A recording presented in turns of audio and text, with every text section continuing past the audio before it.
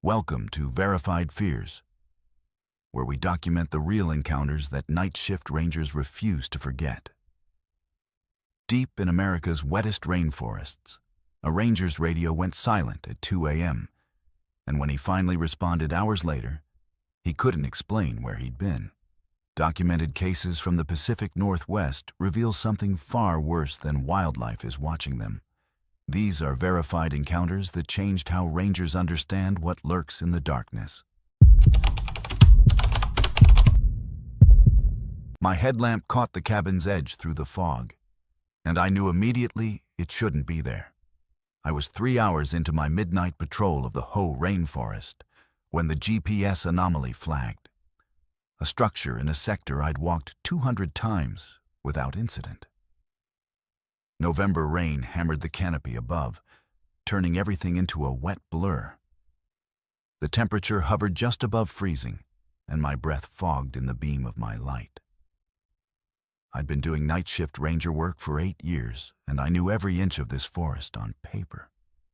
The cabin wasn't on any map I'd ever seen. The structure materialized through the mist like it was emerging from water. Old. Impossibly old. The wooden frame had settled into the forest floor, moss thick enough to muffle footsteps.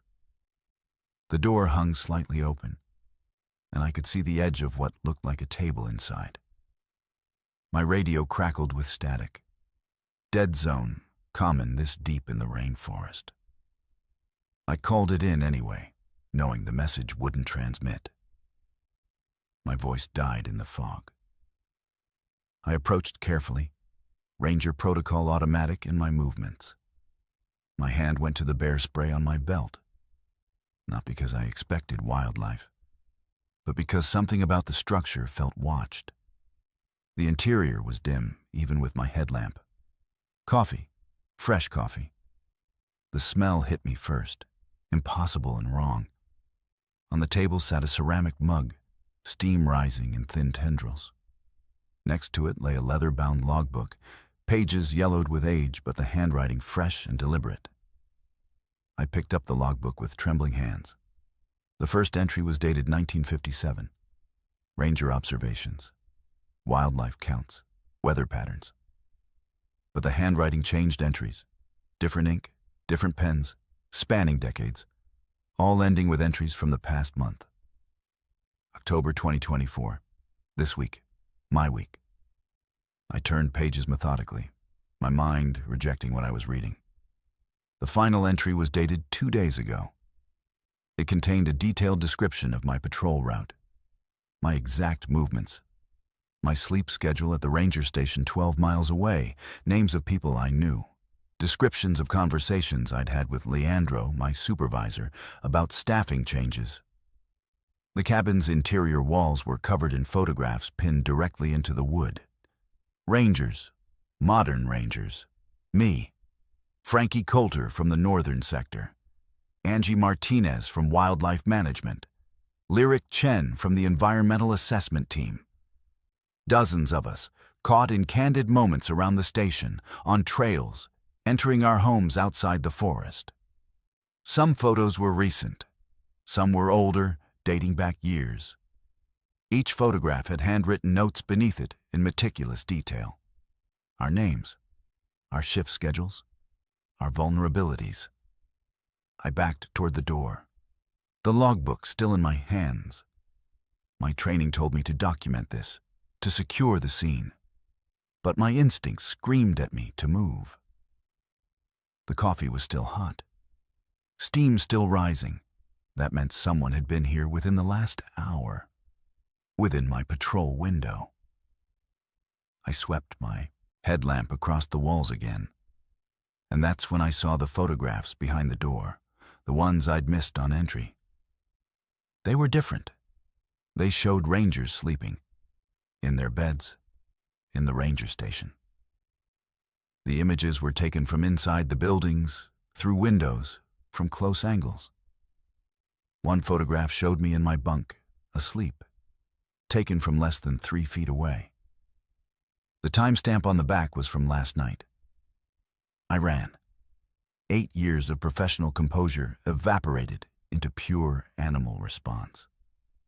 I crashed through the undergrowth, branches tearing at my jacket, my headlamp swinging wildly. The fog seemed to close in tighter, and I could hear nothing but the roar of blood in my ears and the sucking sound of my boots in the wet earth. My radio was worthless. My phone had no signal. I was alone in the dark with someone who knew exactly where to find me. When I reached the ranger station 2 hours later, soaked and breathing in ragged gasps, I immediately called the state police. They found the cabin exactly where my GPS coordinates indicated. Inside, they found the logbook, the photographs, the coffee cup. But the liquid in the mug was stone cold, and lab analysis showed it had been sitting there for at least 2 weeks. The photographs were professional quality, printed on expensive paper, but the ink analysis dated them to between 1995 and 2003. The handwriting in the logbook shifted styles across the decades in ways that seemed impossible for a single person to maintain. The ranger station security footage showed no one entering the buildings during the times the photographs were supposedly taken. And no one has ever explained who was living in that cabin, maintaining those records, or why they stopped the day after we found it.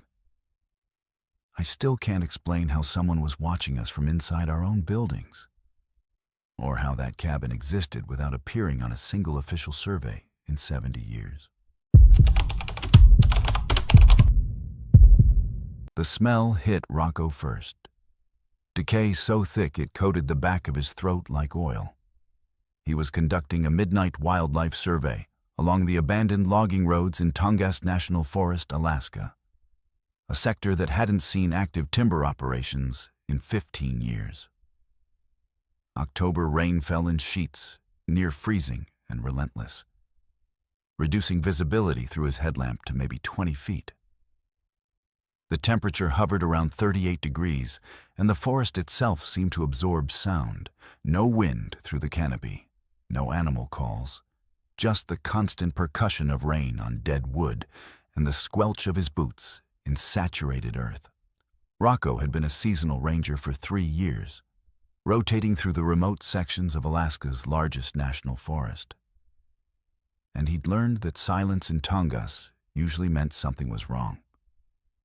The first salmon he found was positioned deliberately across the center of the road, arranged with its head pointing northwest and its tail curled in an exact 90-degree angle. Not dragged there by scavengers, not scattered by natural decomposition. Positioned. Rocco knelt beside it, his headlamp beam catching the peculiar geometry of the carcass. The fish's scales still held faint iridescence despite the advanced stages of decay. He documented the GPS coordinates in his field notebook, photographed it from multiple angles, and continued his patrol. 5 minutes later, he found another salmon, this one perpendicular to the first, forming a perfect cross on the logging road. Then another, and another. Within an hour, Rocco had counted 47 salmon arranged in deliberate patterns across a quarter-mile section of abandoned road. Some formed geometric shapes: triangles, squares, diamonds. Others were arranged in sequences that suggested a progression or counting system. His scientific mind cataloged possibilities: spawning aggregation, disease die-off, unusual migration behavior. But spawning salmon didn't arrange themselves in mathematical patterns. Disease didn't create geometry. The patterns grew more complex the deeper he followed the road, and fresh drag marks in the mud indicated the fish were still being positioned, still being arranged. The moisture in the marks suggested activity within the last 12 hours. Rocco's breathing quickened as he pressed forward. His radio clipped to his belt, transmitting only static in this dead zone. The patterns became more elaborate: spirals, concentric circles, arrows pointing deeper into the restricted timber area where access was officially prohibited. His training told him to mark the location and report to headquarters in the morning. His instinct screamed that he was following a trail someone wanted him to follow. The smell of decomposition intensified, now mixed with something else. Something organic and wrong, like fermented copper. His headlamp caught movement in the trees ahead, something massive shifting between the trunks. He stopped, aiming his light at the motion, but nothing was there. Only rain and darkness and the geometric arrangement of dead fish stretching before him into the fog. The logging road curved sharply, and when Rocco rounded the bend, he found them. Hundreds of salmon, thousands perhaps, arranged in a massive spiral pattern that covered the entire width of the road and extended maybe 60 yards forward. The center point of the spiral was marked with something else, something pale and roughly cylindrical. Rocco's headlamp illuminated the object as he approached.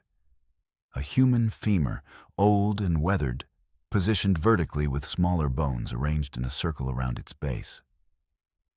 His hand instinctively went to the bear spray on his belt, but his mind was already calculating. The bone was too old to be recent. The spiral had been constructed around it deliberately, intentionally, as if the arrangement had been planned long before. He took photographs with shaking hands, his training overriding the primal fear response that wanted him to run.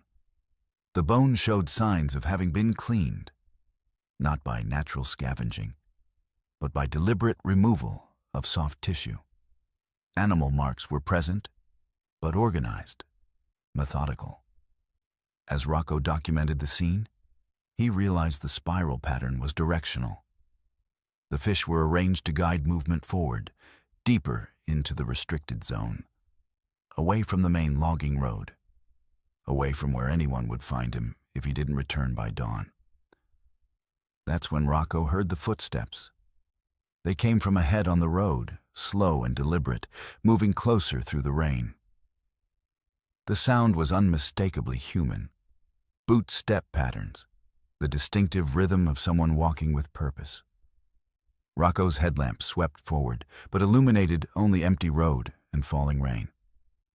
The footsteps continued, closer now, but his light caught nothing. No figure, no shape, no reflection. Just the sound of someone walking directly toward him through the darkness. Rocco backed away slowly, his headlamp trained on the empty road ahead, the beam cutting through rain and mist, but revealing nothing. His breathing had become shallow, controlled, ranger training kicking in despite the visceral terror climbing his spine. The footsteps continued their measured approach, closer now, maybe 30 feet away. He could hear the distinctive sound of boots on wet gravel, the subtle squelch of earth compressing under weight. But his light found nothing. No silhouette, no shape breaking the darkness. Just the sound of someone walking directly toward him through the rain, as if the night itself had weight and footfalls. He keyed his radio, though he knew the dead zone would swallow his voice. "This is Rocco Valdez, Ranger Designation 447, reporting unidentified audio contact on Restricted Logging Road Sector 7, Tongass National Forest." Static answered him. He tried again, repeating the message, his voice steady despite the adrenaline flooding his system. The footsteps never hesitated. They kept coming with mechanical precision, each step identical to the last, the sound of someone who knew exactly where they were walking despite moving through absolute darkness. Rocco turned and began walking backward, keeping his headlamp pointed at the empty space where the footsteps were coming from. His hand found the bear spray canister on his belt, fingers wrapping around it. The footsteps matched his pace. When he walked faster, they accelerated. When he slowed, they slowed. The thing that terrified him most wasn't the invisible presence. It was the deliberate matching of his movements, as if whatever was making those sounds was maintaining a specific distance, testing his reactions, playing a game with established rules. He turned and ran. The logging road was rutted and treacherous, muddy from 3 weeks of rain. But Rocco knew these paths. His headlamp bounced wildly as he sprinted, the spiral of salmon blurring past on either side. Behind him, the footsteps maintained their pace, never breaking rhythm, never faltering on the difficult terrain. For something invisible, it moved with impressive confidence. Rocco's lungs burned as he pushed harder, his boots slipping in the mud, his free hand extended to catch himself if he fell. The dead zone was still intact. His radio continued to broadcast only static. He was completely isolated. The logging road began to curve back toward the main forest access point, and Rocco risked a glance over his shoulder. His headlamp caught something in the rain behind him. Not a figure, but a disturbance, or in the mist itself, as if the air was being displaced by something massive moving through it. The footsteps had stopped. In their place came a new sound. Something large moving through the underbrush alongside the road, parallel to his path, keeping pace with his sprint. Rocco's truck was still 3 miles away. The main ranger station was 8 miles in the opposite direction. He was caught between 2 impossible distances, with something tracking him through the darkness.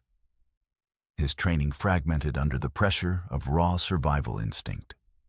He cut hard to the right, leaving the logging road and plunging into the forest itself, crashing through vegetation and down timber. The sound in the brush followed, no longer bothering with the road, moving with terrible purpose through the undergrowth.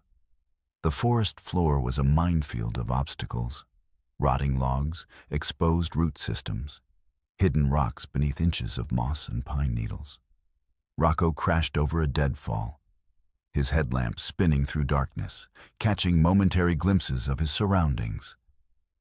Ancient spruce trees rose like columns in the night. Moss hung from branches in long strands, looking almost organic in the flashlight beam. Behind him, the crash of the thing pursuing him grew closer, no longer attempting stealth, no longer maintaining that mechanical distance. Something had changed. The hunting had begun. He burst through a thicket and suddenly found himself at the edge of a ravine. His boots skidded on loose shale as he tried to stop, and for a moment he teetered at the precipice, staring down into absolute darkness. His headlamp couldn't penetrate to the bottom. The ravine was easily 40 feet deep, maybe more. Behind him, the crashing stopped. The thing had reached the clearing at the ravine's edge. Rocco's headlamp swung around to illuminate what had been chasing him. The beam caught nothing. The clearing was empty. But the sound continued. A deep, wet breathing, like something with massive lungs drawing air through fluid-filled passages. The smell intensified too, that fermented copper scent mixed with something like sulfur. The breathing came from everywhere and nowhere, surrounding him, emanating from the trees themselves. In that moment of frozen terror, Rocco made a decision that probably saved his life. He jumped, 38 feet into darkness, into a ravine he couldn't see, trusting that the forest floor was actually there and not a drop into some deeper hell. He crashed through brush and saplings, his body tumbling, his headlamp spinning wildly. He hit bottom hard, something cracking in his ribs, the air exploding from his lungs. He lay in the dark creek bed, gasping, unable to move, unable to think beyond the immediate agony of impact. Above him, at the ravine's edge, something stood silhouetted against the slightly lighter sky. Rocco couldn't see details in the darkness, but he could make out the massive shape, impossibly tall, broader than anything natural, its proportions wrong in ways he couldn't articulate. It didn't move. It simply stood there, breathing that terrible wet breathing, as if deciding whether to follow him down into the ravine. Then it turned and walked away, back toward the logging road back toward the spiral of salmon, arranged like a message on the muddy earth. Rocco didn't move for an hour. He lay in the creek bed, breathing in shallow gasps, trying to keep the pain in his ribs from overwhelming him. His headlamp battery died sometime during that hour, leaving him in complete darkness. When he finally felt confident enough to move, he climbed out of the ravine slowly, carefully, his right arm cradling his ribs. The clearing at the top was empty. The forest had returned to its normal dead silence. He made it back to his truck 4 hours later, limping through the darkness with a dead headlamp, relying on the faint light of dawn beginning to touch the eastern sky. The logging road was empty. The spiral of salmon was gone. Every single fish had been removed, leaving only the muddy road and the marks where they'd lain. The human femur that had marked the center of the spiral was gone too. He drove directly to the ranger station and filed a report with James Whitmore, his supervisor. Wildlife biologists were sent to investigate. They found no evidence of the salmon aggregation, no photographs in the digital files. Rocco's camera had been damaged in the fall into the ravine, corrupting the memory card. The only physical evidence remaining was a human femur that had washed up in the creek valley 3 days later, carbon dated to approximately 1987, with no identification markers and no explanation for how it ended up in Tongass National Forest. Rocco submitted his resignation a week later. He cited personal reasons and a desire to pursue opportunities outside the Forestry Service. The State Wildlife Department filed his report under Unconfirmed Wildlife Encounter, Likely Predator Misidentification. The incident was closed. But sometimes, on quiet nights when the rain falls on the logging roads of Tongass, park rangers report hearing footsteps on the abandoned timber paths. The sound of something walking with perfect rhythm, never accelerating, never stopping, as if it's still searching for whoever made the spiral on the muddy earth all those years ago. And nobody has ever explained what arranged thousands of salmon in geometric patterns, or what stood at the edge of that ravine, breathing something that wasn't quite air. The water was rising 6 inches every hour, and James Whitmore had no explanation for why. He was conducting a flood assessment in the Hoh Rainforest, Washington, a sector that had received unprecedented rainfall over the past 72 hours. The National Weather Service predicted peak water levels by dawn, but James's measurements suggested something beyond normal precipitation dynamics. It was 11 p.m. when he waded into the lower survey zone, water already waist-deep in areas that had been dry mud just hours before. The air was warm despite the season, almost humid in a way that felt wrong for late April, and mist rose from the dark water in thick columns that obscured visibility beyond 10 feet. James had been a senior ranger for 16 years, and he'd worked flood assessments in every major rainforest ecosystem in the Pacific Northwest. This was different. The trees were groaning, not wind-caused creaking, but a deep structural stress, the sound of wood fiber separating under hydraulic pressure.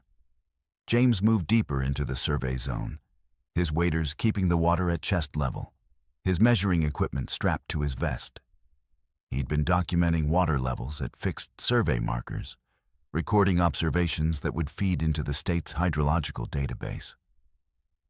The measurements were consistent, water rising approximately 6 inches every 60 minutes. At that rate, the assessment zone would be completely submerged by daylight. The forest around him was beginning to panic in its own way. Birds making distress calls, smaller mammals moving higher into the canopy, the ambient sounds of the ecosystem in flux. James marked his position on the GPS unit and prepared to move to the next survey station, located another 200 yards deeper into the forest. That's when he noticed the bodies. At first, he thought they were debris, logs or branches moving with the current. But as his headlamp beam caught them, he realized they were human. Two of them, maybe three, standing upright in the dark water about 30 yards ahead of his position. They weren't moving. They weren't floating. They were simply standing there, fully submerged from the neck down, their heads above water, faces tilted downward as if asleep or unconscious. James's first instinct was rescue protocol. He moved toward them quickly, his waders pushing through the current, calling out in case they were conscious. No response. As he got closer, maybe 15 feet away, his headlamp illuminated their faces clearly. They were pale, completely drained of color. Their lips had taken on a bluish tint that suggested hypothermia or prolonged water exposure. Their eyes were open but unfocused, staring downward at the water around them. James recognized the uniform on one of them. A ranger's jacket, faded with age, the fabric rotted in places, but still bearing the Forest Service insignia. The jacket had to be decades old. He reached for the nearest body, his hands breaking the surface of the dark water. The moment his fingers touched the ranger's shoulder, the body toppled forward, collapsing into the water like something that had been held upright by invisible support. James jumped backward, his heart hammering. The other bodies remained standing, completely still, as if his contact with the first one had no effect on them. He turned to scan the water around him with his headlamp, and that's when he realized the truth.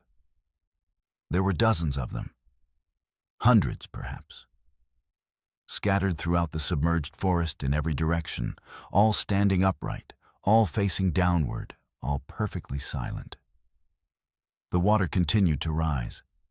James watched it climb, marking a tree trunk with his measuring pen at the current level, then waiting in stunned silence as the water line advanced visibly upward. 6 inches, 8 inches, 10 inches higher. The standing bodies remained motionless as the water crept up their chests, their necks, their chins. They made no attempt to move, no attempt to breathe. They simply stood there as the forest swallowed them, their faces disappearing last beneath the dark surface. James's training fractured. Every protocol told him to document, to record, to maintain objective observation. But his survival instincts screamed something different. He turned and began wading back toward higher ground, moving as quickly as the water would allow. Behind him, he could feel a change in the forest. A shift in pressure, a sense of vast attention focusing on his movement. The mist rising from the water seemed to gather, to thicken, to follow him as he pushed through the current. That's when he heard the breathing. It came from the water itself, a deep, rhythmic sound, like something massive drawing air through the dark liquid. Multiple voices, James realized. Dozens of them, breathing in perfect synchronization, a pattern that suggested coordination, intent. He stopped moving, his body half submerged, and forced himself to turn around. His headlamp beam cut through the mist, illuminating the water behind him. The surface was still, but the breathing continued, surrounding him, emanating from every direction. Dozens of pale faces were rising from the water now, eyes still closed, mouths opening in unison. The breathing became louder, more synchronized, a sound like wind moving through a massive hollow chamber. James realized with horrifying clarity that the water itself was alive. Not literally alive, but animated by something, controlled by something, and it was drawing him deeper with every moment he hesitated. The current around his legs had become stronger, more purposeful, pulling him back toward the deeper forest zones where the water was darkest and the mist was thickest. James fought against the current, his legs pumping through water that had now reached his ribs. The synchronized breathing from the submerged faces had stopped, but the silence that followed was somehow worse. It pressed against his eardrums like physical weight. His headlamp beam swept across the dark water, catching glimpses of pale skin, closed eyes, mouths slightly open. The faces were everywhere now, not just scattered through the forest, but rising from beneath the surface in increasing numbers. It was as if the water itself was birthing them, pulling them up from some deep place beneath the forest floor. He forced himself to move faster, abandoning the careful wading technique and instead thrashing through the water with raw desperation. His waders caught on submerged branches, threatening to drag him down. But he kicked free and continued pushing uphill. The water level had climbed another foot in the time he'd been standing motionless. What had been waist-deep just minutes ago was now shoulder-deep. His GPS unit gave him a bearing toward a higher elevation. The ridge was maybe a half-mile away. He could make it if the water didn't rise faster. Behind him, he heard the sound of movement. Not the synchronized breathing anymore, but actual motion through the water. The pale figures were beginning to move. He didn't turn to look. He knew that if he saw them clearly, if he saw them walking or swimming or whatever they were doing, his mind would fracture completely. His hearing was already playing tricks on him. He could swear he heard whispering, words spoken in voices that sounded almost familiar, names being called from beneath the dark surface. The forest around him had taken on a nightmarish quality. The trees were still groaning under the hydraulic pressure, but now they were leaning, beginning to topple as their root systems lost purchase in the waterlogged earth. One massive spruce went down about 50 yards to James's left, crashing through the canopy with a sound like the world breaking. Where it fell, the water seemed to rush in to fill the void, as if drawn to the opening. James realized with sickening clarity that the forest wasn't just flooding, it was drowning. The water level continued its inexorable rise, and there was no external source. No breach in a dam, no overflow from a creek. The water was coming from below, welling up from the earth itself, and it had no intention of stopping. He stumbled over something solid beneath the water and went down hard, his face plunging into the dark liquid. It was warm, almost body temperature, and it tasted of minerals and something organic, something that made his throat close in involuntary rejection. He surfaced, gasping, clearing his mouth and nose, and that's when he heard the voice clearly. It was speaking from directly behind him, just a few feet away, and it was using his name. James. James, it's okay. We're here now. You can rest. You can stop fighting. He spun around, his headlamp beam catching nothing but dark water and mist. The voice had sounded like his father. His father had died 23 years ago. The voice came again, from a different direction this time, still sounding like his father, but also like something else, layered, as if multiple voices were speaking in perfect unison, creating the illusion of a single speaker. James, we've been waiting for you.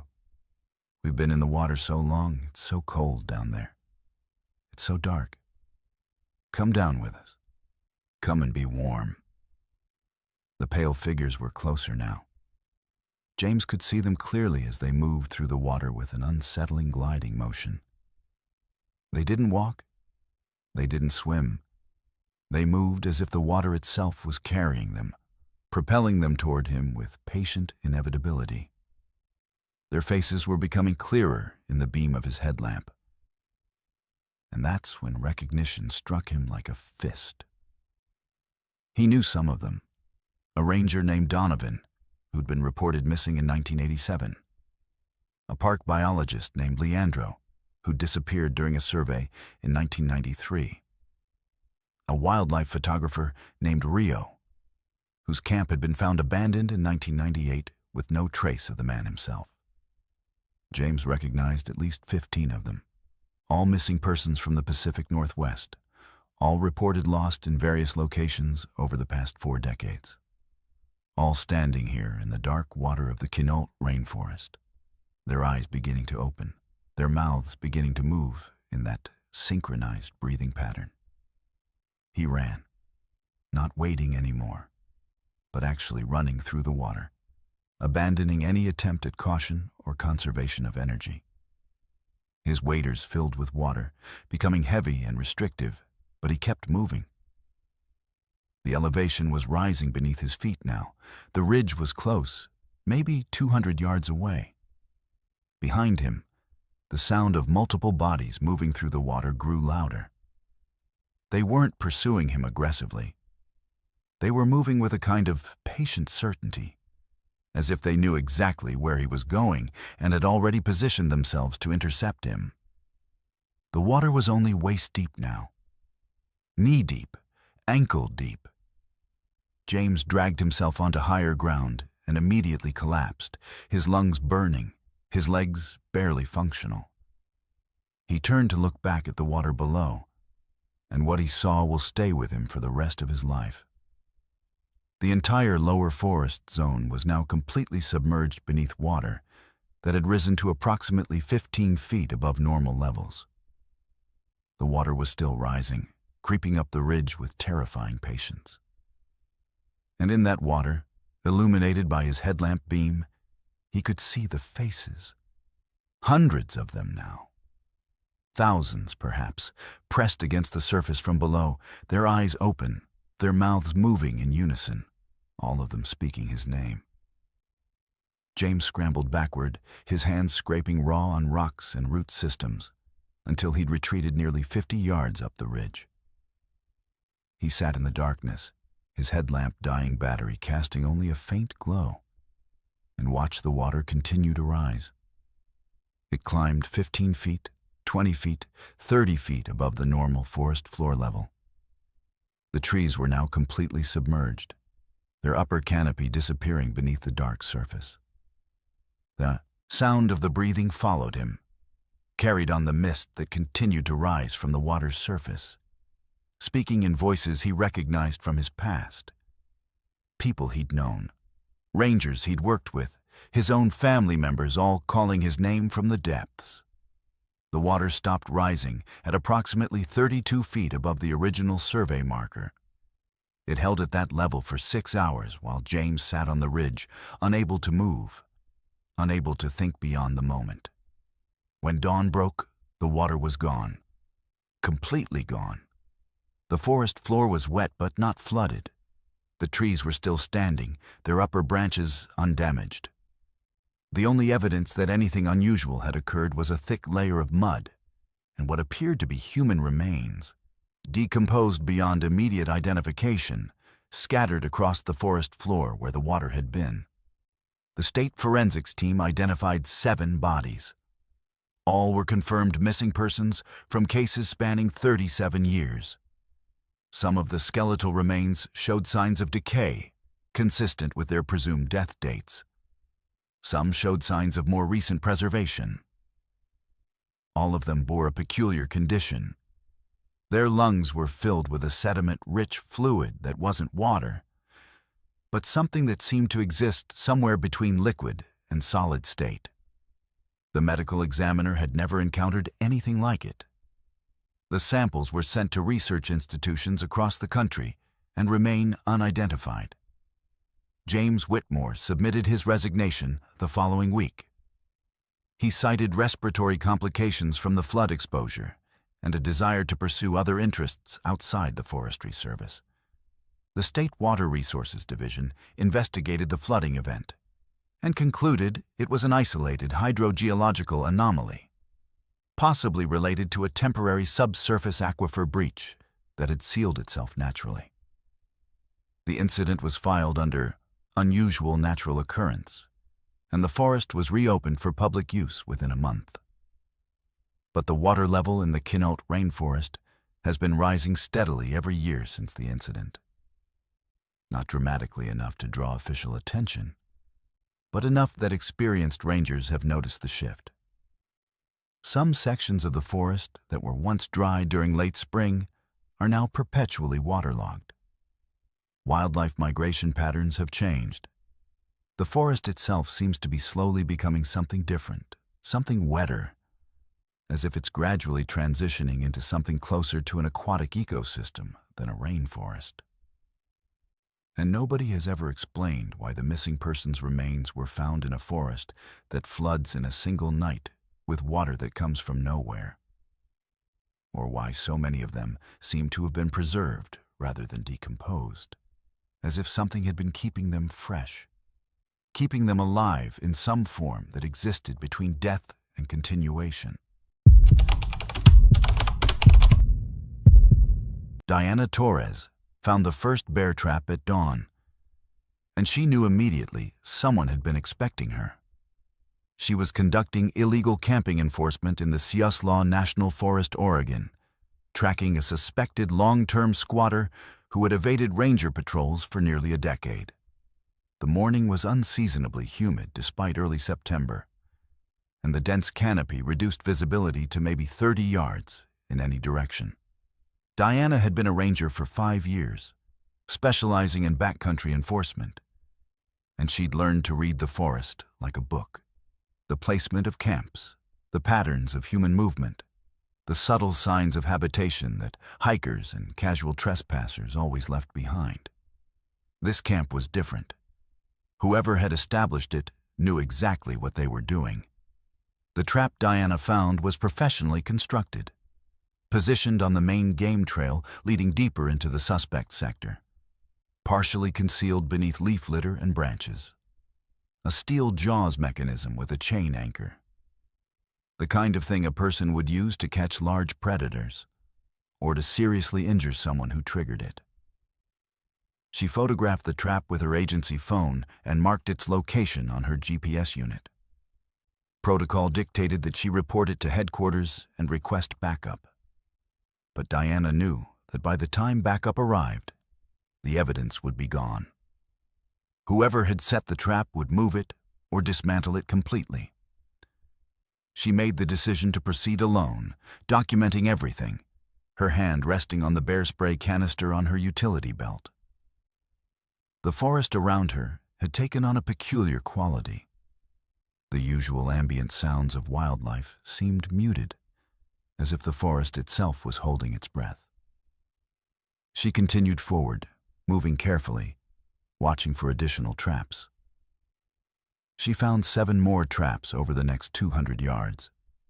Each one was professionally constructed, each one was positioned at strategic points along the trail, and each one was clearly designed to inflict maximum damage rather than capture.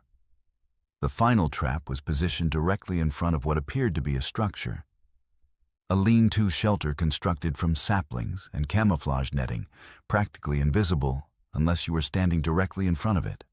Diana approached cautiously, her camera documenting everything, her mind already cataloging the evidence. Illegal habitation, concealment of structures on federal land, possession of wildlife traps without proper permits. These were serious violations that could result in felony charges. That's when she saw the warnings. They were carved into the trees surrounding the structure. Deep gouges in the bark, deliberate and aggressive, arranged in a pattern that framed the shelter. The carvings were messages. Private property. Stay out.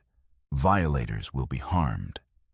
And more disturbing phrases carved in what looked like dozens of different hands, different styles, different levels of weathering. Some carvings were fresh, maybe weeks old.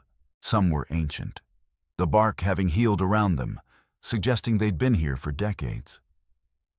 Diana photographed each one, her skin prickling with a growing sense of dread.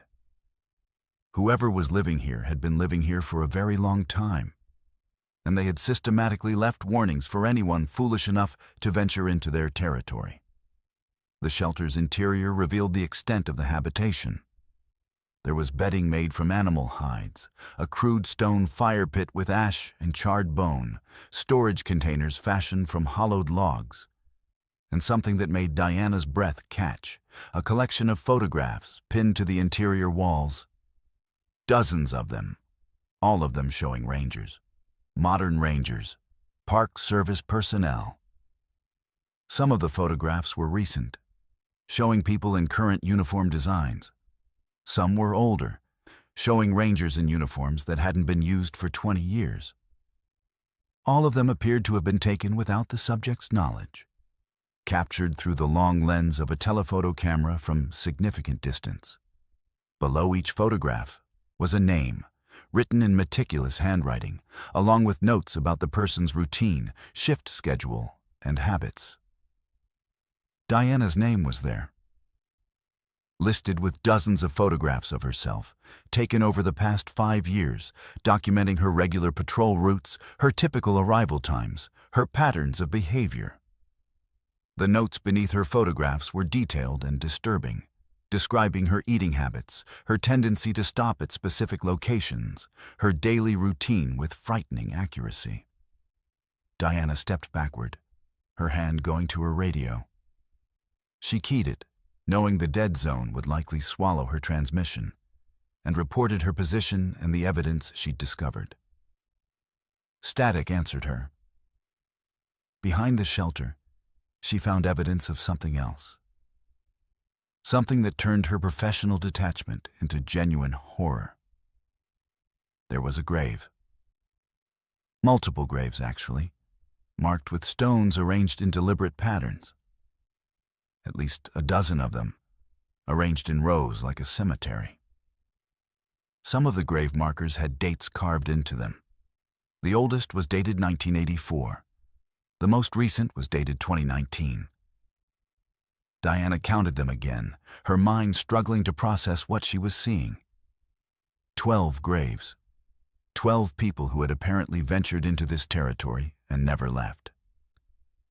She was photographing the grave sites when she heard the footsteps. They came from deep in the forest, moving with deliberate purpose through the undergrowth. Multiple people, she realized. At least 3 or 4 of them, moving in a coordinated pattern, closing in on the shelter from different directions. Diana's training took over immediately. She abandoned the shelter, moving quickly but quietly away from the grave sites, her hand on her bear spray as she began making her way back toward the main forest road. Behind her, the footsteps changed direction, adjusting to match her course. They weren't trying to hide anymore. They were letting her know they were coming. The forest around her seemed to shift. Paths that she could have sworn existed moments before now seemed blocked by fallen trees and dense undergrowth. The geography began to feel wrong, disoriented, as if the forest itself was channeling her in specific directions. Diana realized with growing horror that she wasn't finding her way out. She was being guided. The footsteps behind her matched her pace, maintaining a constant distance, never accelerating, never falling behind. She tried to run, but her boots caught on hidden roots and exposed stones. The canopy above seemed to press lower, the branches creating a lattice that made forward progress increasingly difficult. Diana stopped running. She forced herself to halt, to breathe, to think like a ranger rather than prey. The footsteps behind her also stopped, as if whoever was pursuing her was waiting to see what she would do next. She pulled out her GPS unit, checking her coordinates, trying to establish her bearing relative to the main forest road. The GPS showed her location clearly, but when she looked at the terrain around her, nothing matched the topography displayed on the screen. According to the unit, she should be standing in an open area near a ridge. Instead, she was surrounded by dense forest on all sides, the canopy so thick that her headlamp beam couldn't penetrate more than 20 feet in any direction. She keyed her radio again, giving a situation report in clear, professional language. "This is Ranger Torres. Designation 289, reporting possible hostile contact in Enforcement Sector 7, Hoh National Forest. I am currently located at coordinates. She read off the GPS numbers, then waited. Static, always static. The dead zone that covered most of the deep forest sectors had apparently expanded, or whoever was in the forest with her was using radio jamming equipment. Diana checked her phone. No signal. No way to call for backup. No way to contact the outside world. The footsteps resumed. Closer now. Diana could hear breathing. Heavy, deliberate breathing. The sound of someone who wasn't even trying to move quietly anymore. She turned to face the direction of the sound, her bear spray canister in her right hand, her flashlight in her left. "This is a federal ranger," she called out, her voice steady despite the terror climbing her spine. "You are trespassing on national forest land. Identify yourself immediately." A figure emerged from the undergrowth, and Diana's mind struggled to process what she was seeing. The man was old. Incredibly old, his weathered face suggesting someone in their 70s or 80s. But his body moved with a predatory grace that seemed impossible for someone that age. His clothing was layered and mismatched, constructed from what appeared to be animal hides and forest debris. But it was his eyes that terrified Diana most. They weren't the eyes of someone living in isolation. They were intelligent, focused, and completely devoid of empathy. They were the eyes of someone who had made peace with doing things that civilized society considered monstrous. "You shouldn't be here," the man said, his voice surprisingly clear and articulate despite the decades he'd apparently spent in the forest. "I gave warnings. I left signs. Everyone who comes here knows the consequences." Diana kept her bear spray trained on him, maintaining distance. "You need to come with me. You're under arrest for illegal habitation, unlicensed wildlife traps, and suspicion of—" She paused, unable to finish the sentence. "How did you accuse someone of murder when you had no bodies, no proof, just graves that might contain anything?" The man smiled. It was the worst thing that could have happened. The smile suggested he found her threat amusing, irrelevant, pathetic. "You think that spray will work on me? You think your radio will save you? I've been here longer than you've been alive. This forest knows me. It protects me. Every trail you think leads out actually leads deeper in. Every direction you run, you end up back here." Diana saw movement in the undergrowth behind him. More figures. At least 3 of them, maybe 4, emerging from the forest like ghosts. They had the same weathered appearance, the same predatory grace. But there was something else about them. Something that made Diana's skin crawl. They moved in perfect synchronization, their movements mirroring each other, their breathing synchronized. They looked like people, but they moved like something else. Something that had learned to imitate human movement, but hadn't quite perfected it. "These are my people," the old man continued, gesturing to the figures around him. "The ones who came into my territory and decided to stay. The ones who understood that civilization is a prison, and that real freedom means living by different rules. Rules that I made. Rules that they follow." Diana's professional detachment shattered completely. She fired a burst of bear spray directly at the old man's face, a 3-second discharge that should have incapacitated anyone. The spray hit him directly, coating his face, his eyes, his mouth. He didn't react. He didn't flinch. He simply stood there, his face drenched in the chemical irritant, his expression unchanged, his eyes still focused on Diana with absolute intensity. She ran. Pure panic overriding her training, her tactical thinking, her survival instincts redirecting into pure flight response. Behind her, she heard the coordinated movements of multiple people pursuing her, their footsteps perfectly synchronized, their breathing in unison. She crashed through the undergrowth, branches tearing at her uniform, her GPS unit bouncing on its lanyard. She had no idea where she was going, only that she needed distance, needed to escape, needed to find the forest road and get to her truck and get away from this place. The forest seemed to work against her. Trails she followed dead-ended in dense thickets. Paths that appeared clear from a distance became impassable tangles of vegetation. She turned left and found herself back where she'd started. She turned right and encountered a ravine that hadn't existed on her GPS coordinates.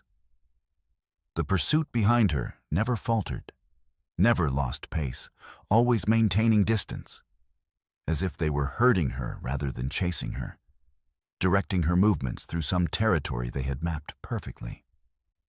Diana burst through a final thicket and found herself at the edge of a clearing. Her truck was parked there, exactly where she'd left it hours before. For a moment, hope surged through her. She could make it. She could get to the vehicle, get to her emergency radio, get help. She sprinted the final 100 yards to the truck bed, fumbled for her keys, got the driver's side door open. Behind her, the synchronized footsteps had stopped. She looked back and saw them standing at the edge of the clearing. The old man in front, the others arranged behind him in perfect formation.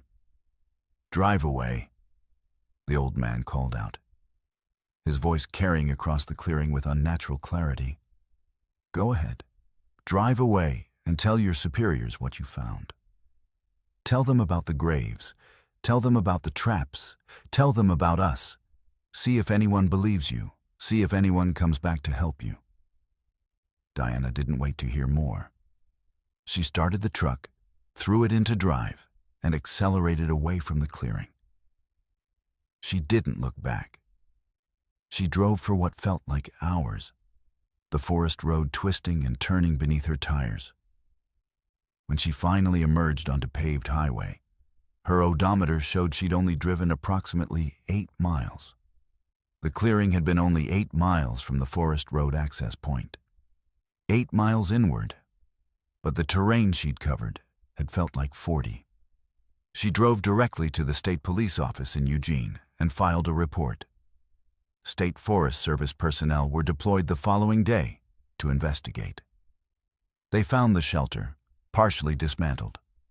They found several of the bear traps, though many had apparently been moved or destroyed.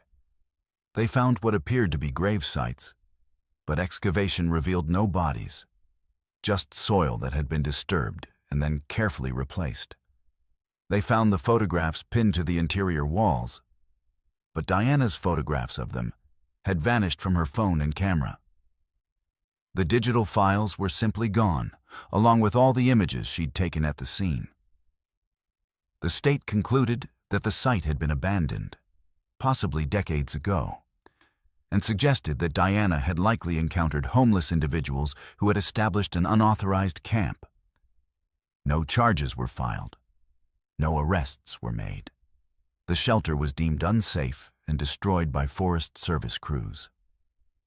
The area was placed under increased ranger patrols for the following month, but no unusual activity was ever reported. Diana completed her ranger certification, but requested a transfer to an urban park system. She submitted her resignation from the National Forest Service 6 months later, citing a desire to pursue other career opportunities.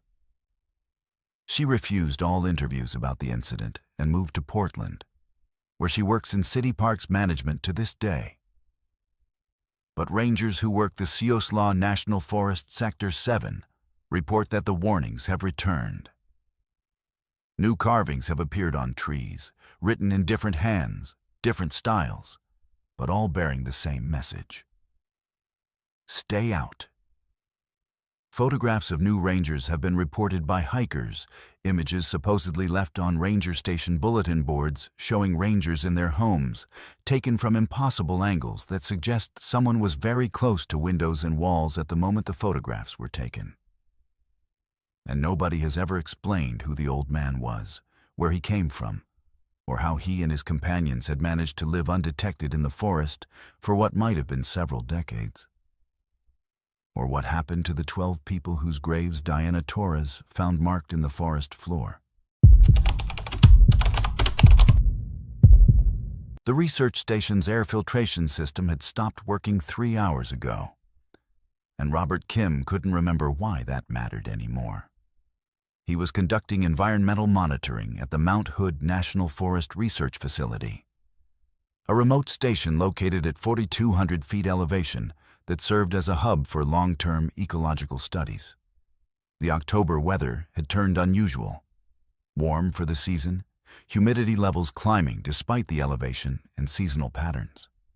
Robert had been assigned to the station for a 2-week rotation as part of his second-year ranger position, responsible for maintaining equipment, collecting samples, and documenting any unusual environmental phenomena.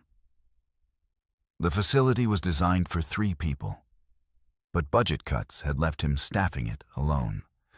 The isolation was supposed to be temporary. The research was supposed to be routine. The first sign that something was wrong came when Robert noticed the air smelled different. Sweet, cloying, almost floral, but with an underlying note of decay that made his stomach turn. He checked the environmental sensors, temperature, humidity, barometric pressure, all reading normally. He checked the air quality monitors, and that's when the data became strange. Particulate matter had increased dramatically over the past 6 hours, with a composition that didn't match anything in the database. The particles were organic, possibly fungal in origin, and they were concentrated inside the research station itself rather than outside in the forest air. Robert conducted a visual inspection of the facility, moving through the main lab, the sample storage area, the generator room. That's when he saw them, the spores. They were visible as a faint shimmer in the air when he aimed his headlamp at specific angles, creating patterns of light refraction that suggested millions of microscopic particles suspended in the atmosphere. The spores seemed to have a faint luminescence, catching the light and reflecting it in colors that seemed to shift. Green one moment, blue the next. Then a shade that didn't have a name. They moved with air currents, creating visible streams of colored light that flowed through the research station like aurora borealis had somehow become trapped indoors. He immediately initiated emergency protocol, sealing the station's ventilation system and activating the backup air filtration units.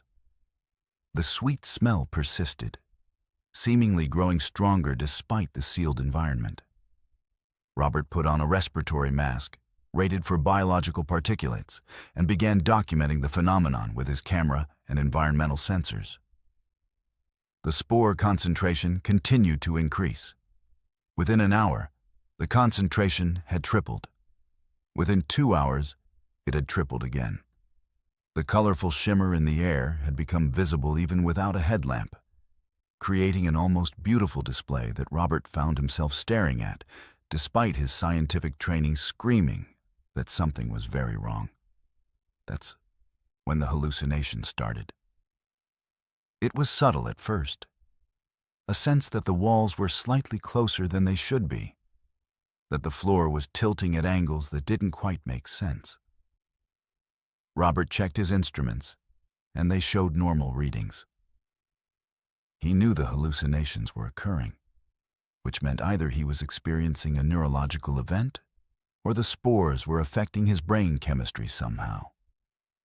He documented his observations, noting the time, the symptoms, the concentration levels. His handwriting remained steady, his scientific mind compartmentalizing the experience even as his perceptions began fragmenting. By midnight, the distinction between hallucination and reality had become impossible to determine. Robert found himself having conversations with people who weren't there. His supervisor Leonidas, discussing research protocols, a colleague named Kaizen, debating the implications of the spore data.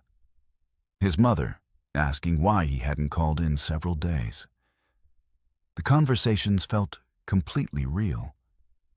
He could see them, hear them, feel their presence in the research station. They responded to his questions with perfect contextual accuracy, saying things that only those people would know. But when he looked directly at them, they would flicker, becoming translucent, then solid again, their positions subtly wrong relative to the room's geometry. Robert's radio had been transmitting throughout the incident, though he couldn't remember making that decision. He was vaguely aware that someone was speaking back to him, his supervisor Leonidas, calling from the main ranger station, asking him to confirm his status, asking him to describe what he was experiencing.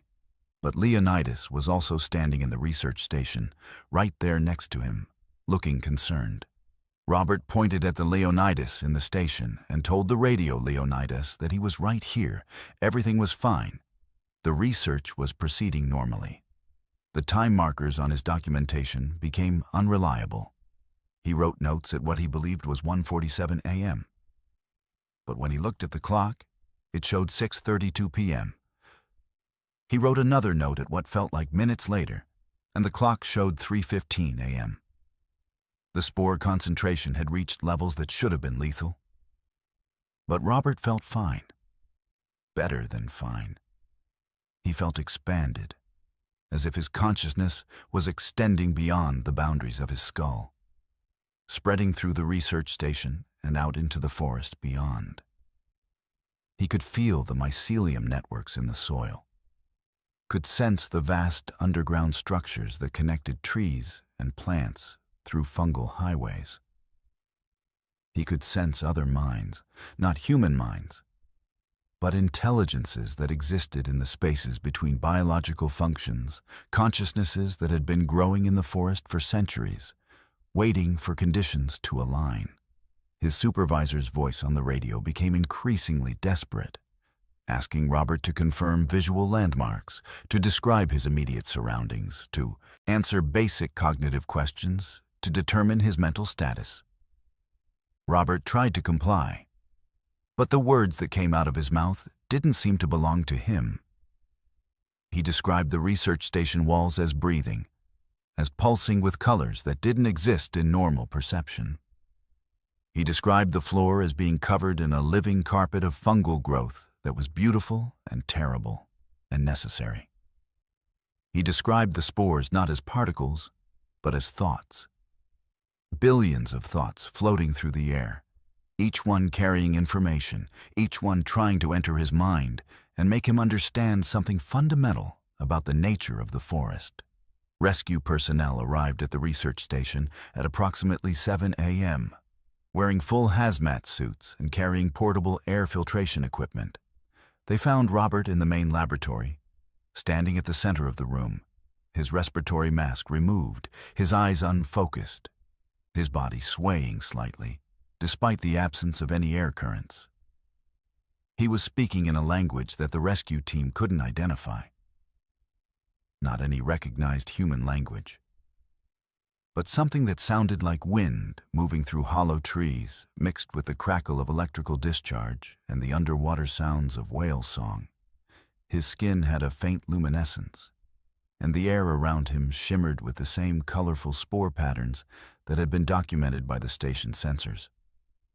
The rescue team attempted to move Robert toward the exit, but his body seemed to resist in ways that weren't overtly violent, but were impossibly strong.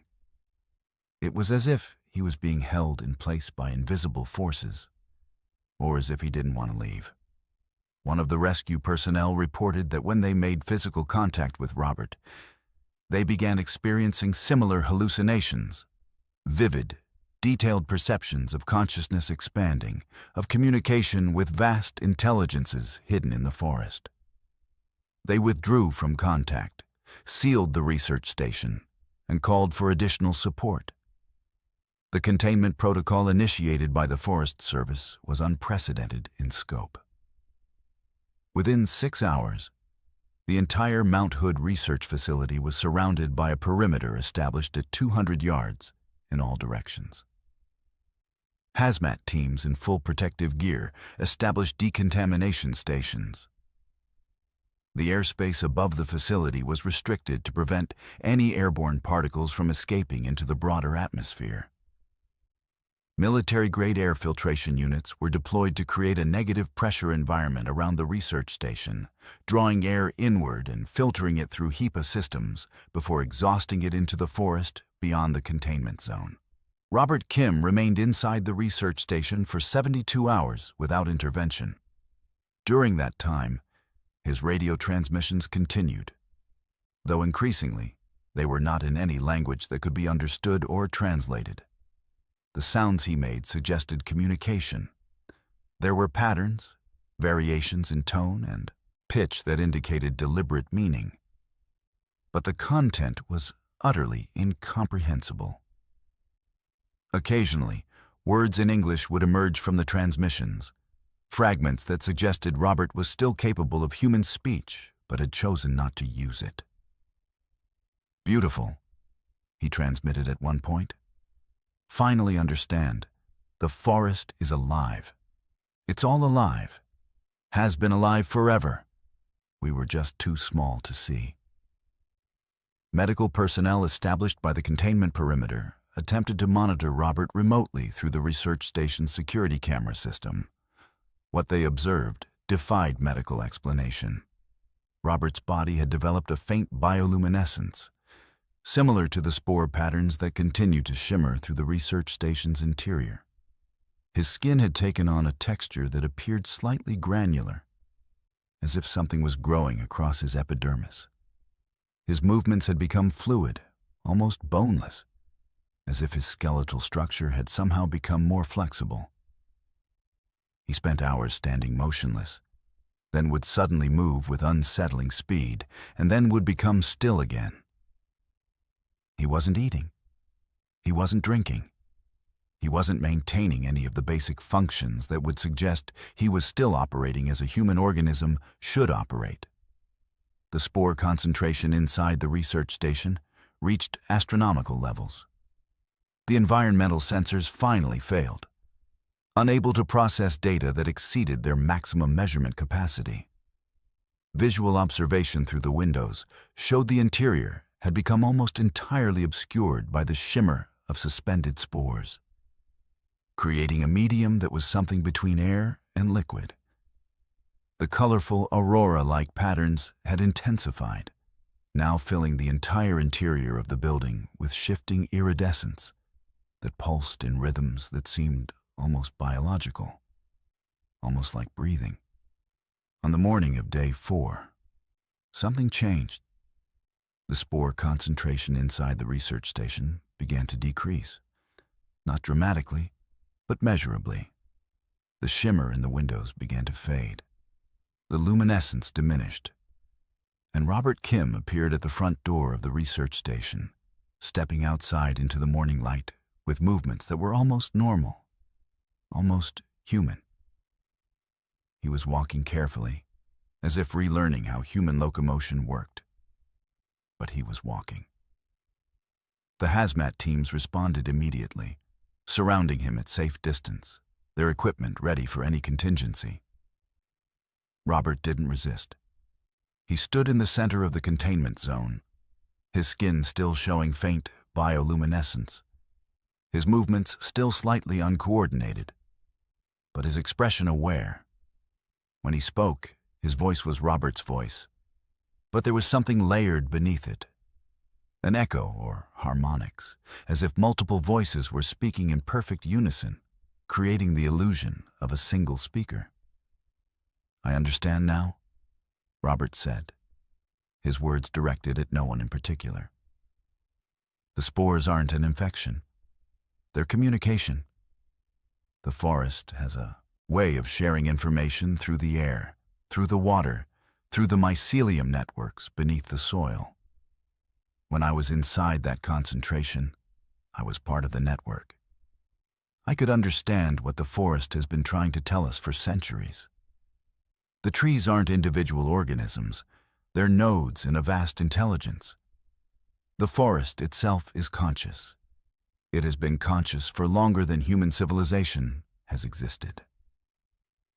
The containment team attempted to question him further, but Robert's responses became increasingly incoherent, cycling between English and those strange vocalizations that seemed to carry meaning despite being incomprehensible to human ears. His body temperature was measured at 94 degrees Fahrenheit and dropping. His heart rate was dangerously elevated, 120 beats per minute and climbing, despite his apparent calm. His pupils had dilated to full black, and occasional flickers of bioluminescence continued to play across his skin like distant lightning. Medical intervention was attempted. Paramedics attempted to start an IV line, but Robert's blood had taken on an unusual consistency, slightly viscous, with a faint iridescence similar to the spores.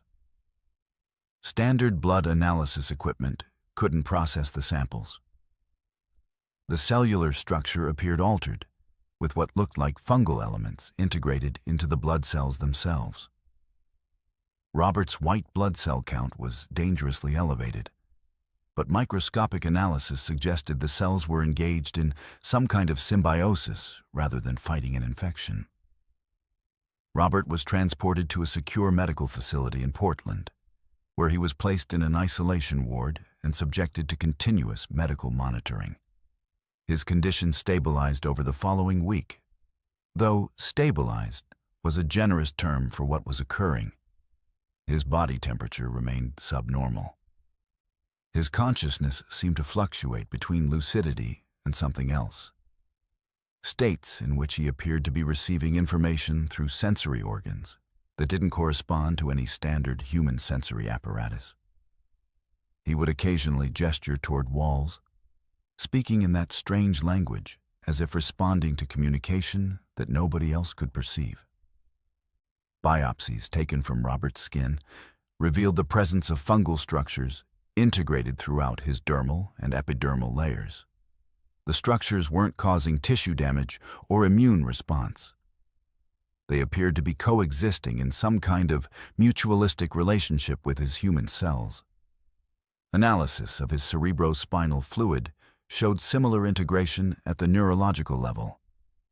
Fungal mycelium had established itself within his brain tissue, creating networks that appeared to run parallel to his neural structures. The medical team couldn't determine if this was causing Robert's altered mental state or enabling some form of expanded consciousness. Robert's parents requested he be released to their care after 3 weeks of hospitalization. Despite the recommendations of the medical team for continued observation, Robert was deemed stable enough to discharge. He walked out of the Portland Medical Center moving with the fluid grace that had first appeared in the research station, his skin still bearing faint traces of bioluminescence under certain lighting conditions, his eyes still reflecting light like an animal's eyes reflect the beam of a flashlight. He lives in a small house in rural Oregon now, maintaining minimal contact with the outside world. He works remotely doing data analysis for a research firm, communicating primarily through email and occasional phone calls. Those who have spoken with him in person report that he seems almost normal. But there's something fundamentally changed about his perception of reality. He speaks about the forest with reverence and understanding. That suggests he's receiving information from sources beyond human knowledge. He describes the mycelium networks as a global internet that has existed for millions of years, predating human civilization. He claims that the fungal bloom at the Mount Hood Research Facility wasn't an infection or an invasion. It was a deliberate attempt at communication, a reaching out from a vast intelligence that had been trying to establish connection with human consciousness. The Mount Hood Research Facility was decontaminated and reopened 6 months later, with enhanced air filtration systems and mandatory hazmat protocols for any researcher working in the facility. No new incidents have occurred. The environmental anomaly that preceded Robert's contamination has never been fully explained. Mycological analysis of samples collected from the research station identified dozens of fungal species, several of which are new to science, but none that match the characteristics of the spore particles that were initially observed. The spore patterns in Robert's original documentation remain unidentified. The medical records documenting his condition and recovery have been classified under national security protocols, with access restricted to specific government agencies and research institutions with appropriate clearances. Robert Kim has been contacted multiple times by researchers and medical professionals requesting interviews or additional testing. He has declined all requests. He has, however, been observed making regular trips into the Umpqua National Forest at night, carrying recording equipment and notebooks. Local rangers report finding areas of unusual fungal growth in the regions where Robert has been documented, patterns that suggest intentional cultivation rather than natural occurrence. When questioned about these activities, Robert simply states that he's conducting personal research, and that the forest is very interested in establishing more direct communication channels with humans who are willing to listen. The question that remains unanswered is whether the fungal bloom at the Mount Hood Research Facility was a natural occurrence, a controlled experiment by some unknown agency, or an intentional act of communication by something vast and ancient that exists in the spaces between the trees, in the networks beneath the soil, in the spores that drift on wind currents through the Pacific Northwest forests. Something that has been waiting for human consciousness to evolve to the point where genuine conversation might finally become possible. Catherine Hayes could see the tree falling before she heard it, the massive Douglas fir toppling in slow motion against the black sky, as if the wind had decided it was time. She was conducting storm damage assessment in the Umpqua National Forest, Washington, during what meteorologists were calling a once-in-a-decade windstorm. Wind speeds had exceeded 100 miles per hour for the past 8 hours, and Catherine had been deployed to document the damage corridor, assess forest health, and compile data for the post-storm recovery effort. It was 2:47 a.m. when the anemometer mounted on her vehicle recorded a gust of 127 miles per hour, and the forest around her had transformed into something barely recognizable. The rain was horizontal, driving so hard it felt like gravel hitting her windshield. Trees were snapping like toothpicks, their massive trunks fracturing at the base or splintering midway up their height. Catherine had been a ranger for 11 years, and she'd worked through severe weather events before. But nothing had prepared her for this level of atmospheric violence. Her supervisor had authorized her to proceed with the damage assessment despite the ongoing storm conditions, because the data needed to be collected in real time, before the extent of the damage could be fully appreciated in daylight. Catherine's vehicle was equipped with specialized equipment for extreme weather documentation: anemometers, barometric pressure sensors, photographic equipment with stabilization systems designed to function despite environmental chaos. She was parked at a scenic overlook that provided a vantage point over approximately 200 acres of forest, her vehicle positioned perpendicular to the dominant wind direction to minimize wind load on the structure. That's when Catherine noticed something wrong with the damage pattern. The trees weren't falling randomly. They were falling in specific patterns, a corridor of destruction that ran roughly northeast through the forest, approximately 200 yards wide, with trees on either side of the corridor remaining relatively intact. Within the corridor itself, the destruction was systematic. Trees fell directionally, almost as if something was moving through the forest and deliberately toppling the trees in its path. Catherine documented the pattern with her camera, capturing long exposure photographs that showed the trajectory of falling trees, the spray of splinters, the moment of impact. The pattern became clearer with each image she reviewed. Something was moving through that forest, and it was leaving a trail of destruction as it moved. She stepped out of her vehicle to get a better angle on the damaged corridor, bracing herself against the wind, her rain gear immediately soaked through by the horizontal precipitation. Her anemometer was screaming data. Wind speeds that were fluctuating in ways that didn't match normal storm dynamics. The wind would spike to over 130 miles per hour, specific areas, then drop to 85 miles per hour just yards away, creating pockets of relative calm separated by zones of extreme violence. Catherine's professional mind recognized this as impossible. Wind didn't behave this way. Wind patterns didn't create localized corridors of extreme violence separated by areas of comparative calm, unless something was disrupting the wind flow, channeling it, directing it through specific pathways. The anemometer reading spiked to 147 miles per hour. Catherine watched in real time as a section of forest approximately 300 yards distant erupted into chaos. Not gradual toppling, but simultaneous destruction. A massive area of forest simply collapsed inward, trees falling in a radial pattern as if something massive was moving upward through them. The sound was catastrophic. The cracking of wood, the shriek of wind accelerating through the void created by the falling trees.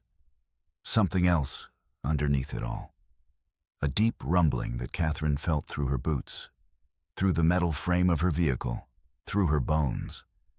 She grabbed her radio to report the phenomenon, but her transmission was cut off by static that had a rhythm to it, a pattern that almost sounded like something breathing.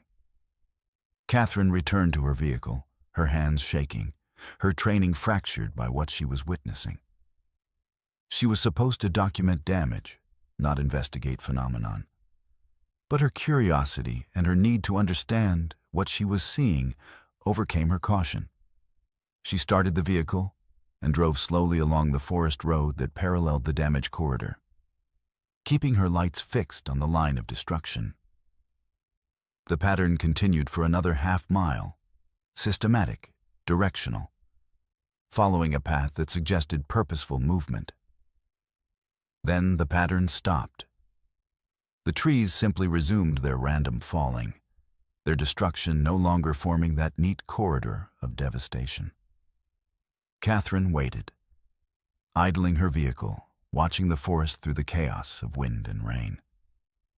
The damage corridor had lasted approximately 1 mile through the forest before stopping. Whatever had been causing it was gone now, or had stopped moving.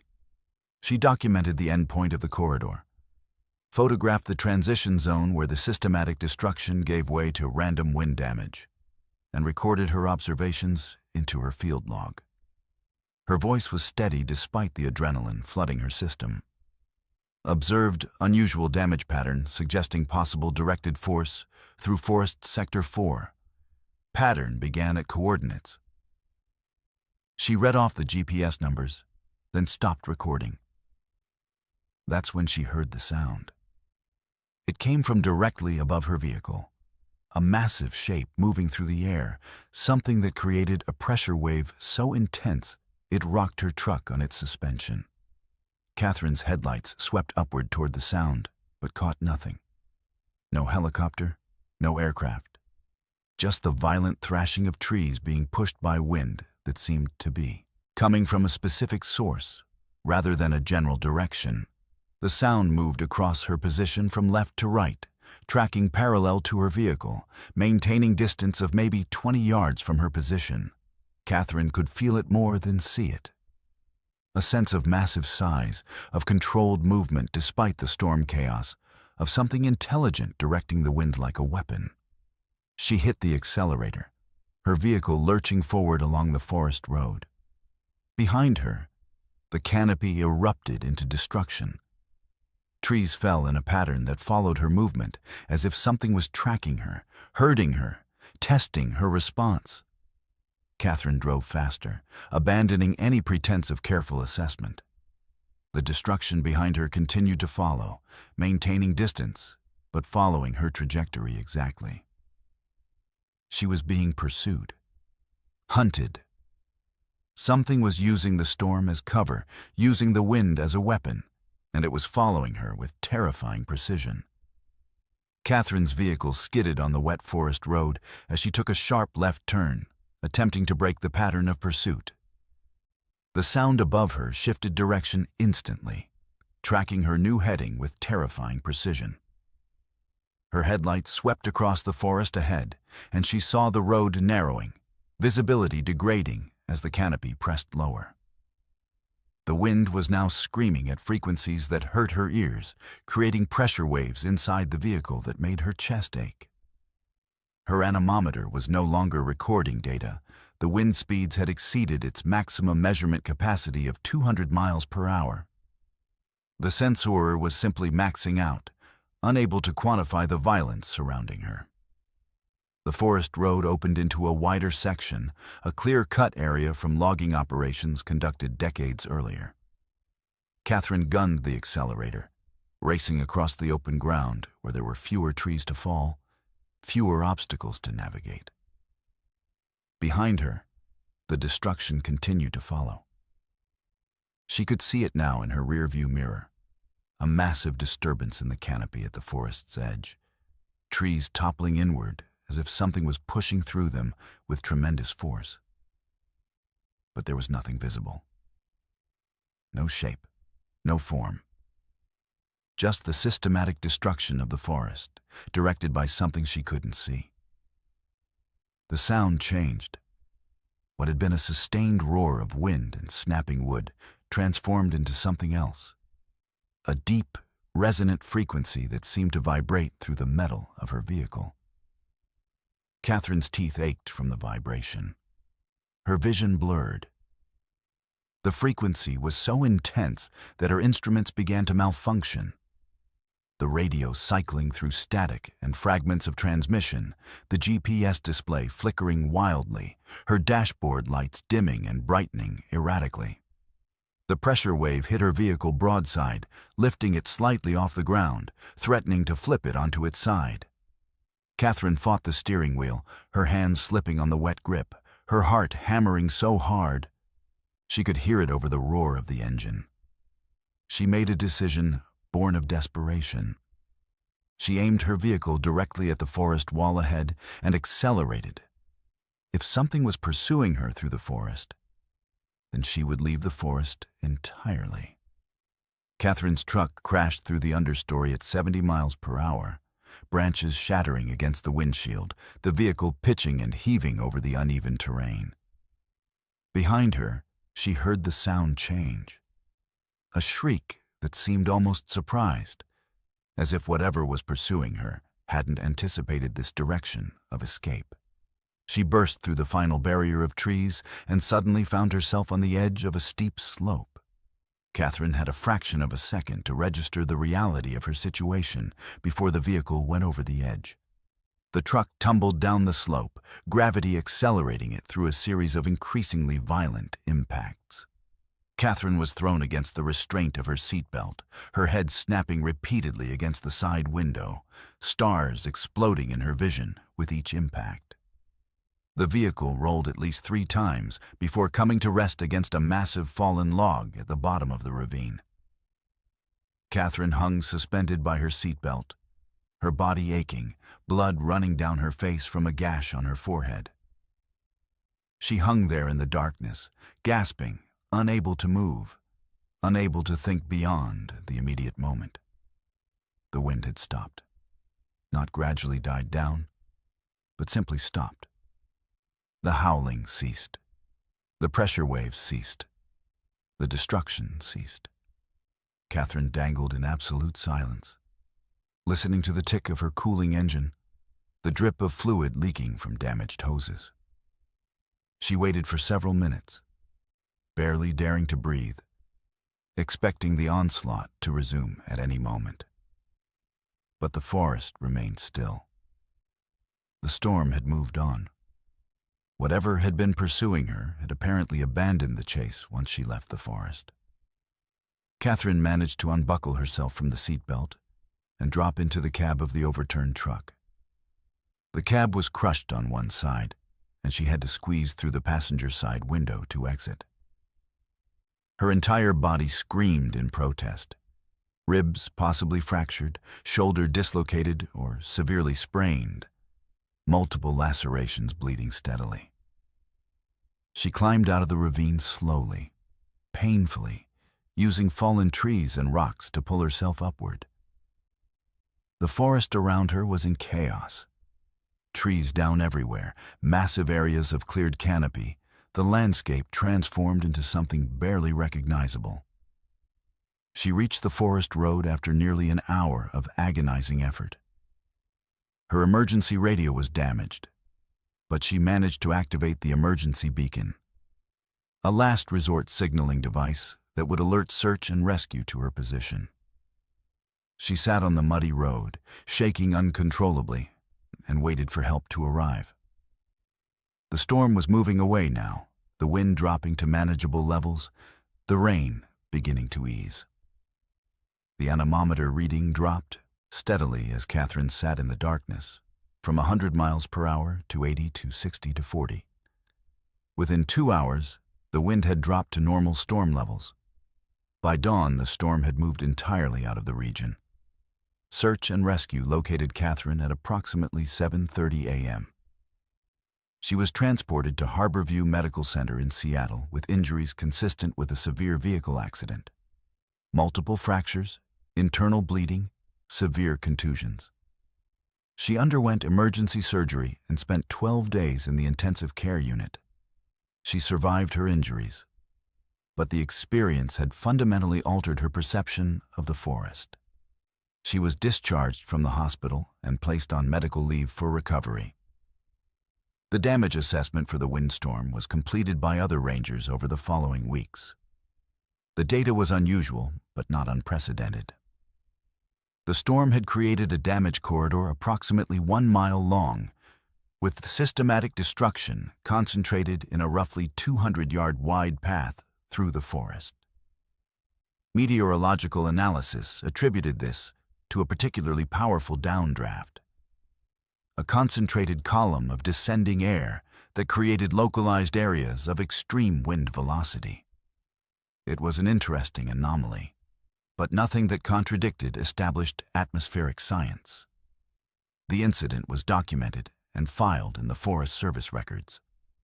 Catherine did return to ranger duties after her recovery, but she requested assignment to administrative work rather than field operations. She eventually transferred to the Pacific Northwest Regional Office in Seattle, where she works in forest management planning. She refuses to discuss the details of her experience during the windstorm, and she has declined all requests for interviews about the incident. Those who have worked with her since the event report that she becomes visibly uncomfortable when severe weather is forecasted, and she monitors storm tracking with obsessive attention. The question that remains unanswered is whether the damage corridor Catherine observed was indeed caused by a natural atmospheric phenomenon, or whether something was moving through that forest on the night of the storm, something that had learned to manipulate wind patterns, to use the storm as camouflage, to direct destruction with apparent purpose and intelligence. The fact that the pursuit stopped the moment Catherine left the forest suggests either coincidence or that whatever was following her had a territorial boundary that it would not cross. Local rangers who work the Umpqua National Forest now report that damage patterns continue to appear sporadically after severe weather events. Always in similar corridors of systematic destruction, always moving through the forest in patterns that suggest purposeful movement rather than random wind damage.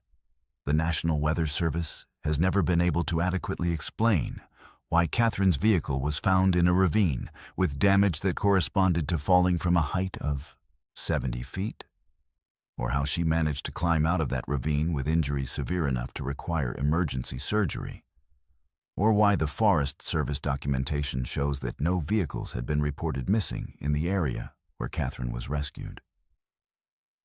Despite the fact that her truck was never recovered and remains unaccounted for in any official records. Michael Reeves heard his own voice on the emergency channel, and he knew he was either hallucinating or something fundamental about reality had fractured. He was conducting maintenance on the communication relay tower in the Hoh National Forest, Washington, a remote installation that served as a critical hub for ranger communications across a 400-square-mile sector. The fog was so dense that he couldn't see more than 30 feet in any direction, and the temperature had dropped significantly since sunset. Unusual for late spring, creating conditions that felt more like early winter. Michael had been a ranger for 6 years, with specialized training in radio and communication systems, and he'd been assigned to repair a malfunction in the relay's primary transmitter. He'd hiked to the tower site carrying repair equipment, ascending through increasingly thick fog until the world had simply disappeared into white nothingness. The tower existed, visible only because he was standing directly against it. But the ground and sky had become indistinguishable. Michael was working on the transmitter housing when the voices began. At first, he thought they were feedback or a cross signal from another frequency. But as he listened more carefully, he recognized the voices. They were rangers, specific rangers, people he'd worked with, trained with, people whose voices he knew with intimate familiarity. But they were making distress calls, emergency transmissions, reports of situations that didn't match anything in current dispatch records. A ranger named Ayan was reporting a bear attack in Sector 9, a location that had been restricted and closed to ranger patrols for 3 years. A ranger named Elio was reporting hypothermia and disorientation in a location that Michael knew for a fact had been completely searched and cleared. A ranger named Trip was making a transmission about creatures in the forest. Something large and coordinated, moving through the trees in patterns that suggested organization. Michael stopped working on the transmitter and attempted to trace the source of the transmissions. His equipment showed the signals were coming from the relay tower itself, but not from the current functional equipment. The signals appeared to be originating from something beneath the ground, something connected to the tower's foundation through cabling that Michael didn't recognize. He examined the tower's base more carefully, clearing away the undergrowth and forest debris that had accumulated over years of neglect. He found cables running directly into the earth. Old cables, copper oxidized to a pale green, insulation cracked and deteriorated. The cables descended deep into the forest floor, disappearing into darkness that his headlamp couldn't penetrate. The voices continued. Each one was someone Michael recognized. Each one was reporting emergency situations. Each one sounded increasingly desperate, increasingly injured, increasingly lost. Michael keyed his radio to respond, to ask for clarification, to attempt to provide assistance. His transmission went out. But when he released the transmit button, he heard his own voice on the receive channel. Not his current transmission being echoed back. That was normal. But a transmission he had made hours earlier, a casual check-in with his supervisor, now being broadcast on the emergency channel. His voice was distorted, playing at slightly the wrong speed, creating an uncanny quality that made his skin crawl. Michael attempted to shut down the relay and leave the tower site. He knew something was wrong, something that exceeded normal technical malfunction. But the fog had intensified in the time he'd been working. Visibility had dropped to less than 10 feet. His GPS showed his position clearly, but when he tried to navigate away from the tower, the terrain seemed to work against him. He walked in what his compass assured him was a straight line, but after 5 minutes of walking, he found himself back at the tower base. He tried again, this time walking in a different direction, and the same thing happened. After 3 attempts, Michael accepted the reality that he couldn't leave the tower site. The voices on the radio were becoming more insistent, more urgent. They were calling his name now. Michael Reeves, saying his name over and over, asking him to help, asking him to respond, asking him where he was.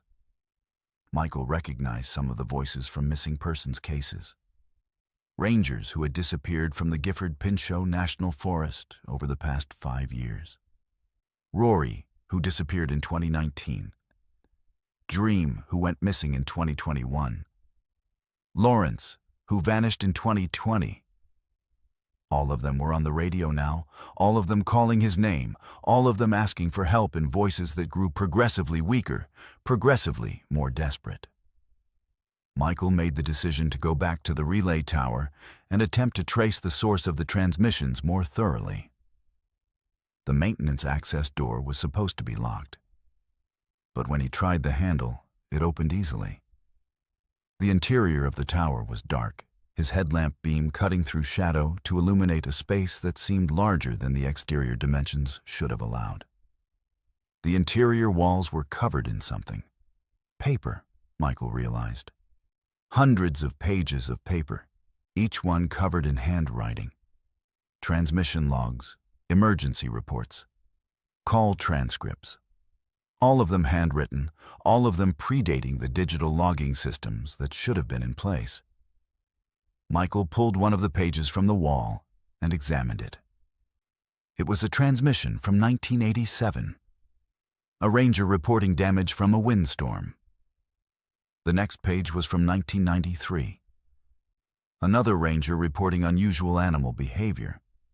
The pages spanned decades. Some of the handwriting was identical across time periods, suggesting the same person had been writing these logs for years.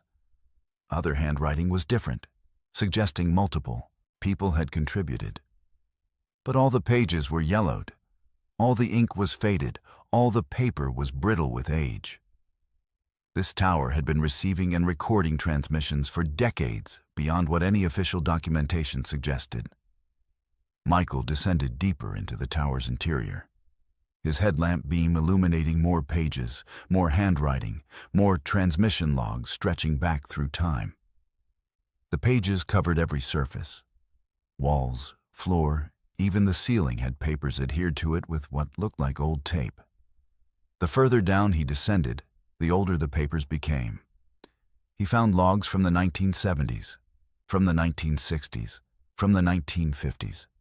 Each page documented ranger transmissions, emergency calls, distress signals. Each page was a record of someone calling for help, someone reporting something wrong, someone trying to communicate with the outside world from somewhere deep within the Hoh National Forest. The radio on Michael's belt continued to broadcast the voices, but now they were broadcasting on every frequency simultaneously. Michael could hear them all at once. Dozens of voices layered over each other, a cacophony of emergency transmissions that created a sound like wind moving through a vast, hollow space. He attempted to turn off the radio, but it continued broadcasting regardless. He removed the battery, and the voices simply continued coming from the tower's communication equipment, broadcasting from the relay system itself. Michael found a door at the bottom of the tower's interior shaft. A door that shouldn't exist, leading to a space that shouldn't be accessible. The door was made of metal, old and oxidized, with a handle that was ice cold despite the relative warmth of the tower's interior.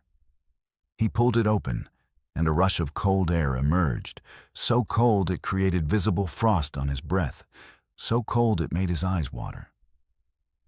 Beyond the door was a space that extended beneath the forest floor. A chamber. Underground. Impossible given the geography and geology of the area. Inside the chamber, Michael saw the source of the voices. Banks of old radio equipment, vacuum tube technology from the 1950s, transistor equipment from the 1960s and 1970s.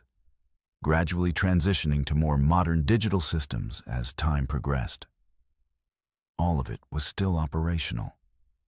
All of it was still receiving and broadcasting transmissions. But more disturbing than the equipment was what was surrounding it. Papers. Thousands of pages, all of them covered in the same handwriting, all of them transmission logs, all of them dated and catalogued meticulously. The dates on the oldest papers went back to 1952. Michael selected one of the papers at random from the earliest records. It was dated March 15th, 1952. The transmission it documented was from a ranger named Thomas, reporting a malfunction in the relay tower at this same location. Thomas's final message was requesting assistance, expressing concern that something was wrong with the radio equipment, something that he couldn't quite understand. The next page in sequence was dated March 24, 1952. It was a transmission from the same ranger, now reporting that he was trapped, that the equipment was broadcasting his own voice back to him, that he couldn't leave the tower because the fog wouldn't allow it. The final page related to Ranger Thomas was dated April 3, 1952. It simply said, "Help me understand what's happening. I don't know how to leave. I don't know how to stop the voices." Michael pulled page after page from the historical records, moving forward through time. Each ranger's story was similar, but with different details. Each one reported being trapped at the tower. Each one reported their own voice being broadcast back to them. Each one eventually stopped transmitting entirely, usually after a period of 3 to 4 weeks. The handwriting of the transmission logs themselves was consistent, suggesting that someone, or something, was maintaining these records through decades. Someone or something was cataloging the experiences of every ranger who had come to the tower and encountered this phenomenon. The most recent transmission logs were recent indeed. Michael found papers dated just days ago. One was from a ranger named Alonzo, dated 3 days earlier. The transmission was brief. "I hear my own voice on all frequencies. I can't leave. The fog is getting thicker. I don't understand what's happening." Another, from a ranger named Moses, dated 2 days ago. "How many of us are here? I can hear so many voices now. They all sound familiar. They all sound like me." Michael's hands were shaking as he held these papers. He was looking at documentation of the disappearances. He was looking at the final messages of rangers who had come to the tower and never left. He was looking at evidence of something that had been occurring for 70 years, something that had been systematically documented, something that nobody outside the tower knew about. The radio on his belt crackled with his own voice, broadcasting a transmission he had made earlier that day, now being repeated on endless loop with his voice playing over itself, creating layers of sound that were almost musical, almost rhythmic. He attempted to leave the chamber, to escape from the underground room. But the door had sealed behind him. He could see it in the wall, but it no longer had a handle. It was seamlessly integrated into the metal surface, impossible to open. Michael turned back to the radio equipment, searching for some way to disable it, some way to stop the voices. He found a master power switch, a massive copper lever corroded with age, but still functional. He threw it. The equipment powered down. The voices stopped. Silence filled the chamber. Absolute, complete silence that was almost suffocating in its intensity. Michael stood in that silence for several minutes, catching his breath, trying to process what he'd discovered. Then he heard the knocking. 3 distinct taps on the metal door that no longer had a handle. 3 taps, then 3 more, then 3 more again. The pattern repeated, methodical and patient, as if whatever was on the other side of the door was simply announcing its presence. Michael ran. He wasn't thinking clearly anymore. His professional training had completely evaporated, replaced by pure survival instinct. He scrambled up the interior shaft of the tower, tearing pages from the walls as he climbed, desperate to escape the chamber below. He reached the maintenance door and burst through it into the fogs above. The fog was still there, still dense, still limiting visibility to less than 10 feet. He ran in a direction that he hoped was away from the tower. Crashing through undergrowth, his hands bleeding from torn paper edges, his lungs burning from exertion and cold air. After what felt like hours of running, Michael emerged from the fog into clear air. He was on a ridge overlooking the forest, and he could see the tower behind him, its outline barely visible through the mist. His radio was still on his belt, and it was still broadcasting. But now, it was broadcasting every transmission Michael had ever made as a ranger. A complete archive of his communications, all playing simultaneously, all layered over each other, creating a wall of sound that was his own voice repeated endlessly. Michael staggered down the ridge and found the main forest road. A passing Park Service vehicle picked him up 3 hours later. He was suffering from severe hypothermia and dehydration despite his exertion, as if the temperature and environmental conditions in the tower had left him fundamentally changed. He was taken to a medical facility and treated for exposure and acute psychological trauma. He spent 8 days in psychiatric observation, during which he was relatively coherent but insistent that the Forest Service investigate the tower immediately. A team was dispatched to the relay tower the following day. They found the exterior intact, the communication equipment functional and recently serviced. There was no underground chamber. There was no door leading beneath the forest floor. There were no pages of transmission logs covering the walls. The relay tower was exactly what it appeared to be. A 50-year-old communication facility in reasonable working condition, with no evidence of anything unusual. The Forest Service documented Michael's experience under psychological episode during maintenance assignment and filed it in his personnel record. Michael was medically discharged from the Forest Service 2 weeks later. He requested the discharge himself, stating that he was no longer comfortable working in forestry service.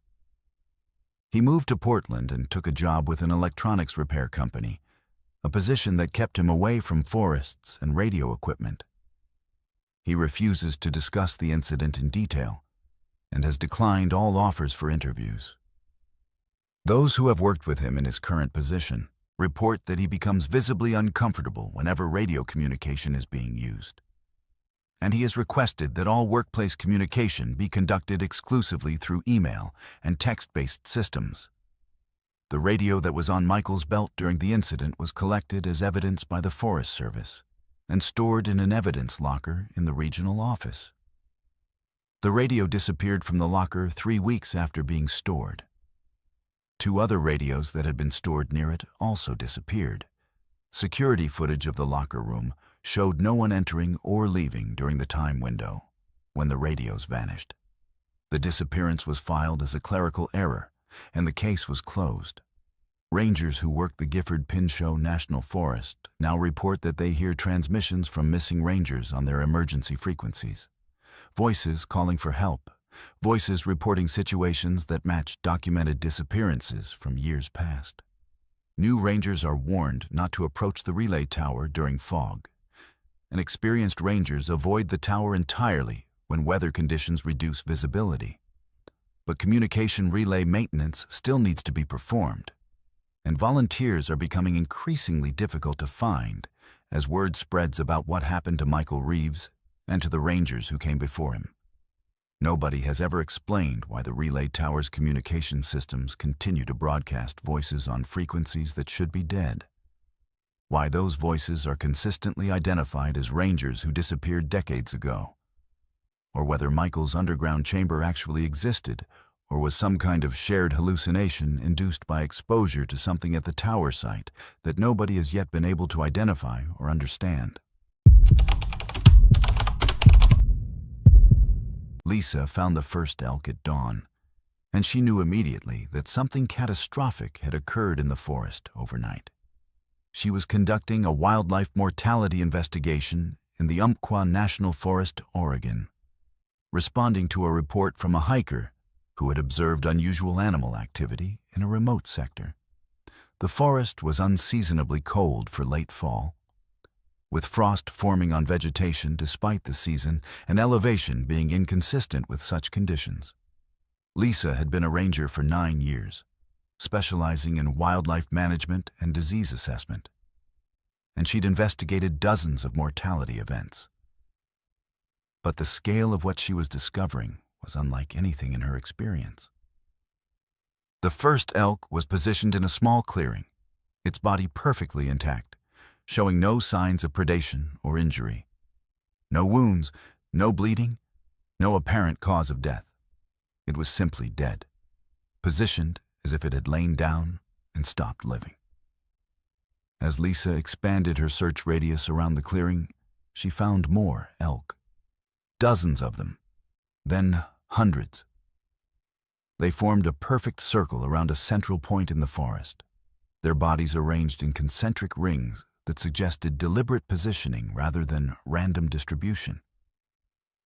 The animals ranged from massive bulls to young calves, all of them in perfect physical condition, except for one critical fact. They were all dead. None showed signs of disease. None showed signs of injury. None showed signs of predation. Their bodies were in various stages of decomposition, suggesting death spread across a period of days or possibly weeks. But the arrangement was too perfect, too geometric, to be coincidental. Lisa documented everything meticulously, taking photographs from multiple angles, recording GPS coordinates for each animal's position, collecting tissue samples for later analysis.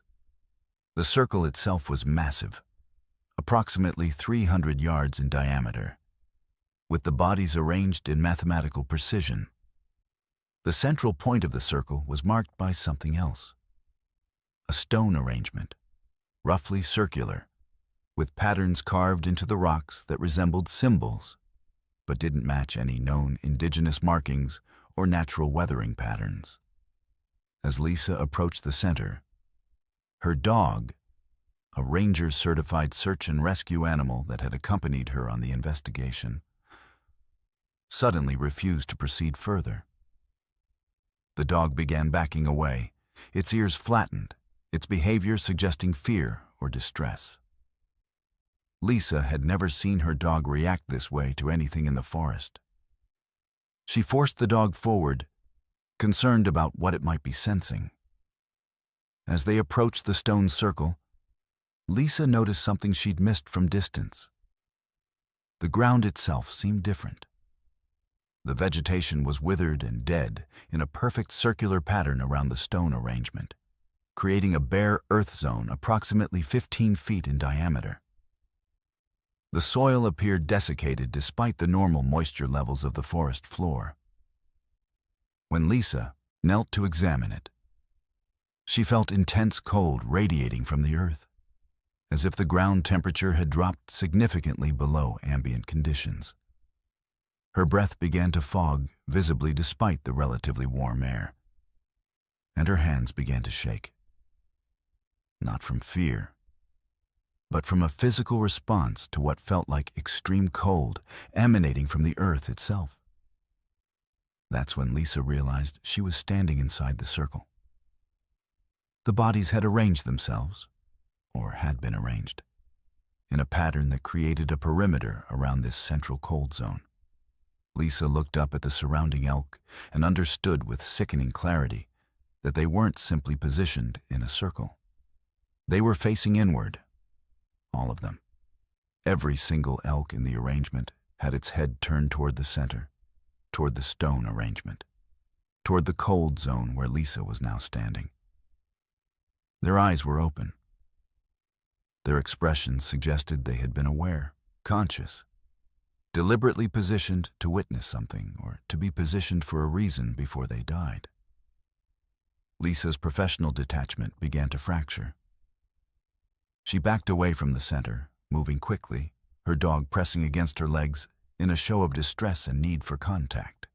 She documented the phenomenon methodically, her hands shaking, her voice steady as she recorded field notes. She documented the circle dimensions, the approximate number of animals, the condition of the bodies, the stone arrangement.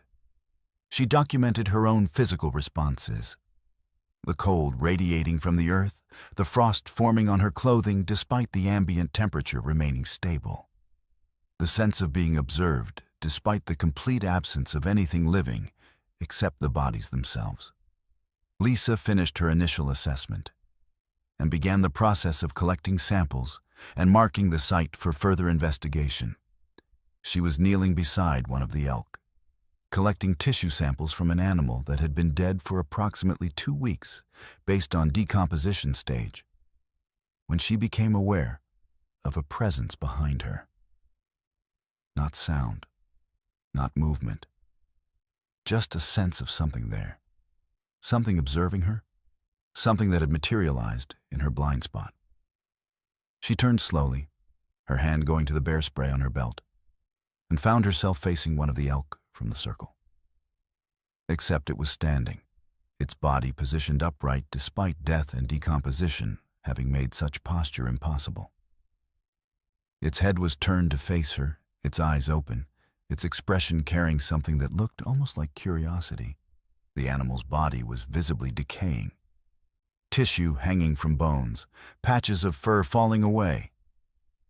But it was standing with impossible rigidity, maintained in an upright position by forces that had nothing to do with muscular function or living biology. Lisa screamed.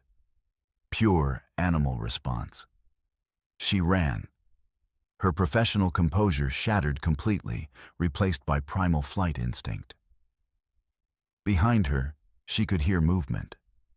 Not the movement of a living animal, but something worse. The sound of bones moving, of joints that shouldn't be functional moving with purpose. The grinding of vertebrae and cartilage. Multiple bodies shifting position with coordinated intention. She didn't look back. She ran through the forest, her dog running beside her, crashing through undergrowth and deadfall, desperate to escape the clearing and everything in it. Lisa ran for what felt like hours, though her watch indicated only 37 minutes had passed. The forest around her seemed to shift, to transform, the familiar terrain becoming unrecognizable. She passed trees she was certain she'd seen before, suggesting she was moving in circles. But her compass and GPS both insisted she was traveling in a straight line away from the graveyard. Behind her, the sounds continued. That horrible grinding of bone on bone, the creaking of dead joints being flexed by forces that should have been impossible. Multiple bodies, multiple elk. Moving through the forest with coordinated purpose, maintaining pace with her, never accelerating, never falling behind, as if whatever was animating them understood pursuit tactics. The forest eventually opened into a broader area where hiking trails intersected, and Lisa saw the ranger station ahead. She pushed harder, her lungs burning, her legs barely functional from exhaustion. She reached the station and burst through the door, immediately keying her radio to report her position and request immediate backup. Her transmission was garbled, incoherent, her words overlapping in her desperation. The dispatcher on the other end asked her to repeat, to clarify her situation, to confirm her location. Before Lisa could respond, the sounds from the forest stopped. Absolute silence. The grinding, the movement, the coordinated pursuit, all of it ceased instantly. Lisa stood in the ranger station, breathing in ragged gasps, her dog pressed against her legs, both of them trembling. She waited for several minutes, listening for any indication that whatever had been pursuing her was still outside. Nothing. The forest had returned to normal ambient sound. The wind in the trees, the distant call of birds, the normal sounds of a living forest rather than the nightmare she'd been experiencing.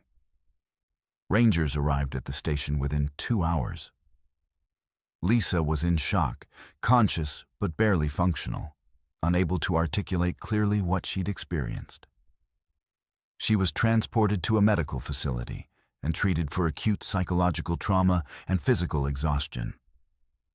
During her hospitalization, she was able to provide more detailed accounts of what she'd discovered. A team was immediately deployed to the location she'd identified in her field notes.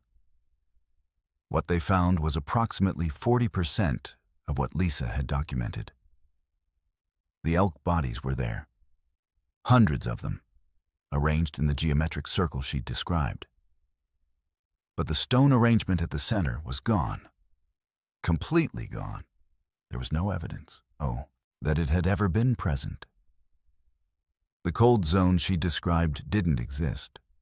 Soil temperatures were normal for the season and location.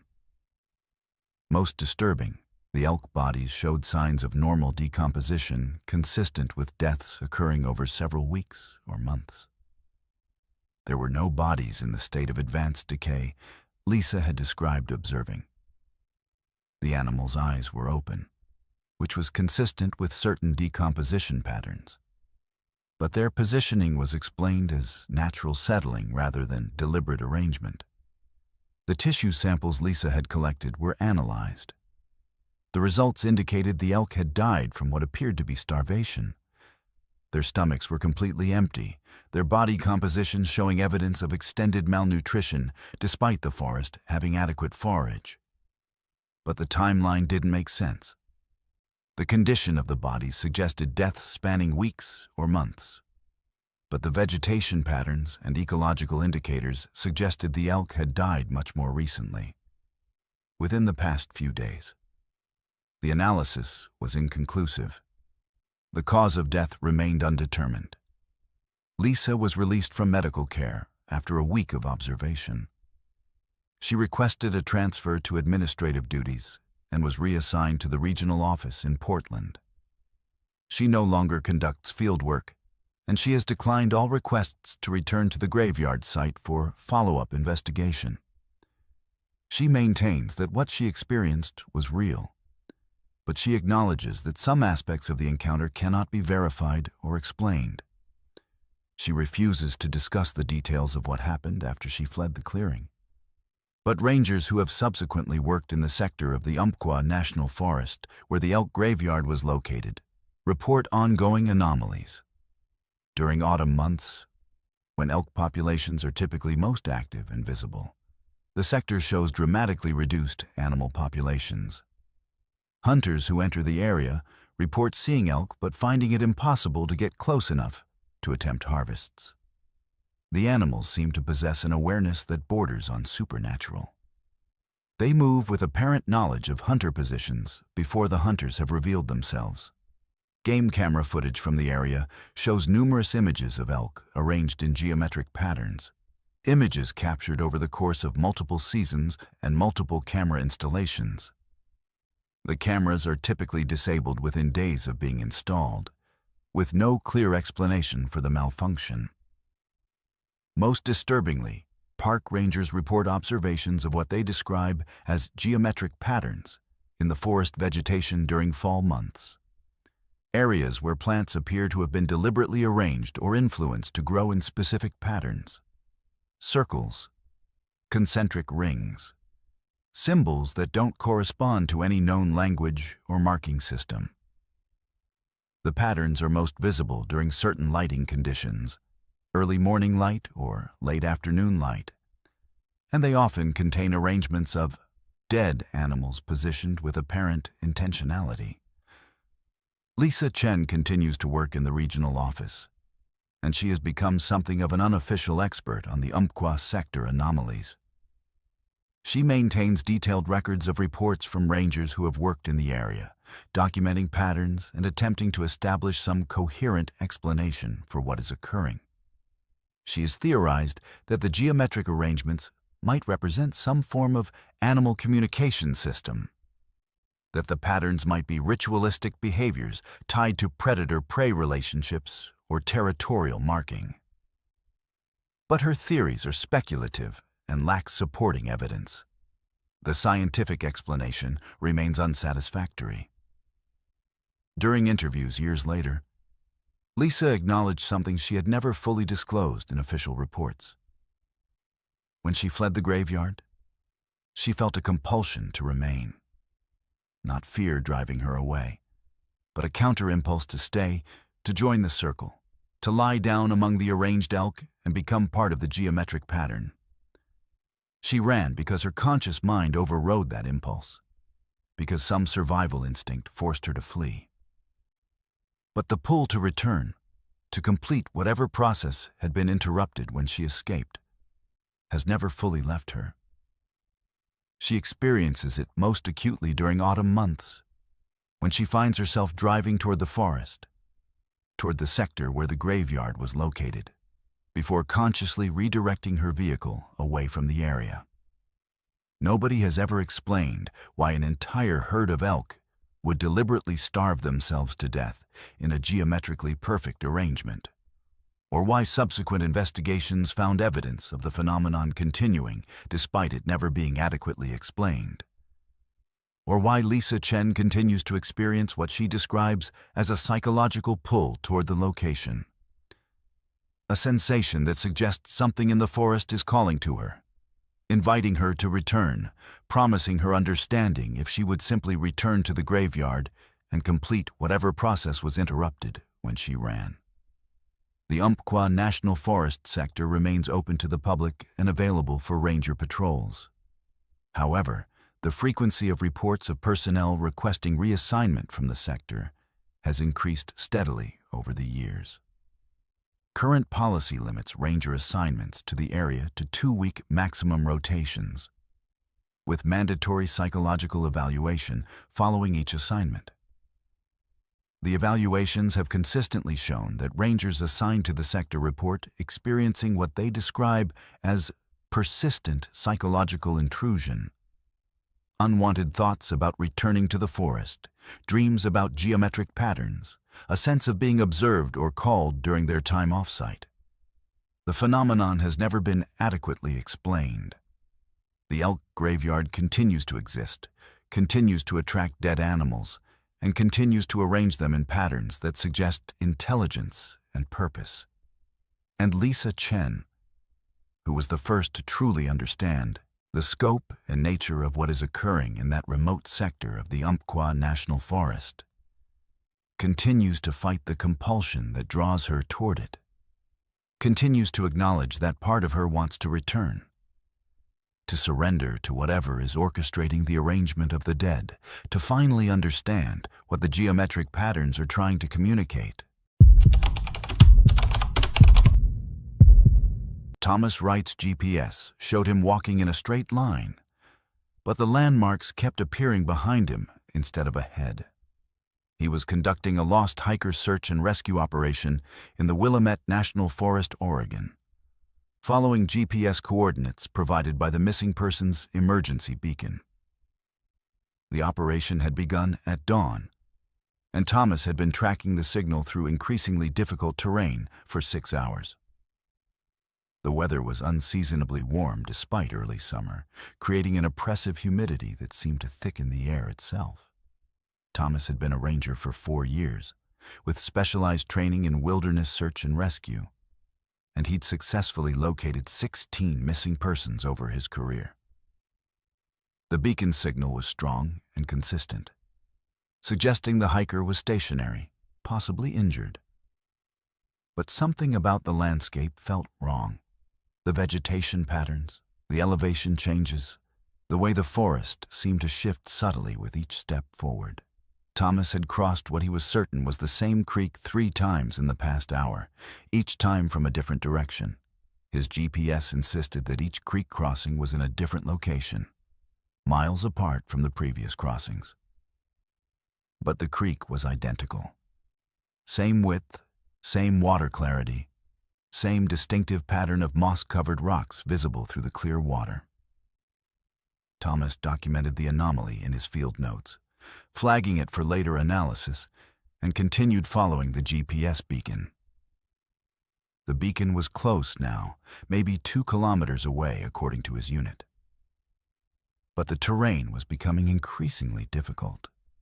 Slopes that seemed to pitch at impossible angles, vegetation so dense it was barely penetrable, a sense of spatial distortion that made it difficult to judge distance or direction. That's when Tongass realized the trail markers were following him. He'd been marking his path through the dense forest with standard survey tape, bright orange ribbons tied to trees at regular intervals to establish a clear route back to the starting point. But when he turned to check his progress, he saw the markers appearing ahead of him instead of behind him. The markers he'd placed hours earlier were now positioned in front of his current location, strung along a path that seemed to be leading him deeper into the forest. Tongass checked his GPS again. The unit showed him stationary, standing in the same location he'd been at 5 minutes earlier, despite having walked continuously. Tongass stopped moving and examined his surroundings more carefully. The forest immediately around him showed signs of having been traversed recently. Broken branches, disturbed undergrowth, footprints in the soft earth. But the footprints were his own footprints, he realized. He was seeing evidence of his own passage, but arranged in ways that suggested he'd been walking in circles, arriving at the same locations from different directions, creating a pattern that didn't correspond to the linear path his GPS was insisting he'd traveled. The beacon signal remained constant, still indicating the missing hiker was approximately 2 kilometers away. But the terrain between his current position and the beacon's location seemed to be restructuring itself, creating barriers where none should exist, closing pathways that had been open moments before. Tongass made the decision to abandon the GPS-guided approach and instead navigate using traditional methods: compass bearing, visual landmarks, manual triangulation. He selected 3 distant peaks, visible through gaps in the canopy, and calculated a bearing that would take him toward the beacon's general location. He began hiking on that bearing, maintaining his direction with the compass, ignoring what the GPS unit was telling him about his position. But within 20 minutes, the 3 peaks he'd selected as landmarks had somehow shifted position. They were now in different locations relative to where he should be standing. The mountain that should have been due north was now northeast. The peak that should have been east was now north. Tongass checked his compass. It was functioning normally, but the landscape had somehow rotated around him. He attempted to establish radio contact with his supervisor to report the anomalies, but his transmissions weren't being received. His radio was functioning. He could hear the static, could hear the carrier wave engaged, but his voice wasn't being transmitted. He tried multiple frequencies, multiple times, and received only silence in response. His backup radio, a secondary unit all rescue rangers carried, functioned identically. Transmit button pressed, but no voice transmission being broadcast. He was completely isolated, unable to call for support, unable to report his position or the phenomenon he was experiencing. That's when Tongass noticed the footprints in the undergrowth. His footprints. Dozens of them, crisscrossing the terrain around him in patterns that suggested someone had walked the same area repeatedly, arriving and departing from multiple directions. But the footprints were all fresh. All of them showed recent disturbance of the leaf litter and forest floor. Tongass knelt to examine them more closely, and his stomach tightened as he realized the implications. These were his footprints, his boots, his distinctive tread pattern. But they indicated he'd been walking this same patch of forest for much longer than the 6 hours he'd actually been in the area. The accumulation of footprint evidence suggested days of walking, possibly weeks. Tongass began to run, panic overriding training, fear overriding procedure. He crashed through the undergrowth without regard for direction, without consulting his compass or GPS, simply moving away from the horrifying implications of what he'd discovered. Behind him, he could hear something that made his blood freeze. The sound of footsteps matching his pace. Not pursuing him aggressively, but maintaining distance, following his trajectory exactly. And the footsteps sounded like his own footsteps, the same boot tread pattern, the same cadence, the same rhythm. It was as if his own footprints were becoming animated, were pursuing him through the forest, were manifesting his physical presence behind him. Tongass ran for what felt like hours, though his watch showed only 43 minutes had elapsed. Time seemed to be functioning differently in this sector of the forest. His perception of duration didn't match the actual passage of time recorded by his chronometer. The footsteps behind him continued to match his pace perfectly. When he accelerated, they accelerated. When he slowed, they slowed. The synchronized cadence never wavered, never faltered, as if whoever or whatever was making those footprints understood his movements with perfect precision, anticipated his changes in direction, matched his every action with uncanny accuracy. Tongass burst through a thicket and suddenly found himself on a hiking trail, an actual established trail with a trail marker sign and clear path cutting through the forest. His rational mind seized on this as salvation. Established trails led to established locations. Established locations had ranger stations or trailheads where he could access emergency communication. He sprinted along the trail, his boots pounding on the packed earth, his lungs burning from exertion. Behind him, the matching footsteps also accelerated, still maintaining that perfect synchronization, still never falling behind or pulling ahead. The trail curved, descended into a valley, then climbed toward a ridge. Tongass recognized the topography. This was the trail leading back toward the trailhead where he'd begun his search. Relief flooded through him. He was only about 3 kilometers from the trailhead, which meant approximately 45 minutes of running. He could make it. He could escape this nightmare landscape and reach safety and human contact and rational explanation. His hope lasted approximately 90 seconds. The trail ended. Simply ended. What should have been a continuous path forward became a wall of vegetation so dense it was impenetrable. Tongass knew that wasn't possible. This was an established trail that received regular maintenance. It couldn't simply terminate. He turned around to backtrack and found that the trail behind him was also gone. The path he'd just run on had simply ceased to exist. He was surrounded by unbroken forest, the trail vanishing in both directions, despite the fact that he'd only been on it for minutes. The footsteps stopped. Absolute silence replaced the synchronized rhythm of matching boots on packed earth. Tongass stood perfectly still, listening to the forest around him, aware that the cessation of the pursuing footsteps was somehow more terrifying than their continued presence. He was no longer being followed. He was no longer being tracked. Whatever had been maintaining that perfect synchronization with his movement had stopped. But that didn't mean he was safe. It meant the pursuit had ended for a reason, and Tongass's survival instinct screamed that the reason was something worse than a relentless chase. He heard the voice. It came from directly behind him, speaking in a tone that was achingly familiar. It was his voice, his exact vocal patterns, his accent, his speech cadence. Tongass, stop running. You've been running for so long. Don't you want to understand what's happening? Tongass spun around, his bear spray canister in his hand, ready to deploy. There was nothing there. The forest was empty. But the voice continued, now coming from a different direction, still using his exact vocal patterns. I'm tired of running too. I've been running for so long. I don't remember why I started. I don't remember where I'm trying to go. But I know I'm tired. Tongass backed away slowly. His spray canister extended, his training fragmenting under the weight of psychological horror.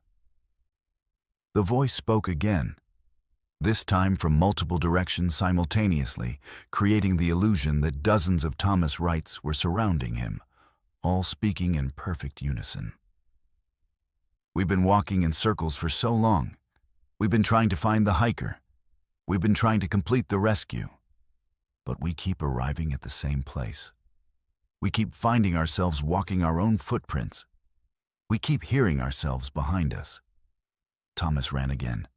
He abandoned all pretense of strategy or navigation and simply moved away from the voice, away from the multiplied echoes of his own vocal patterns, away from the horror of hearing himself speaking from invisible sources all around him.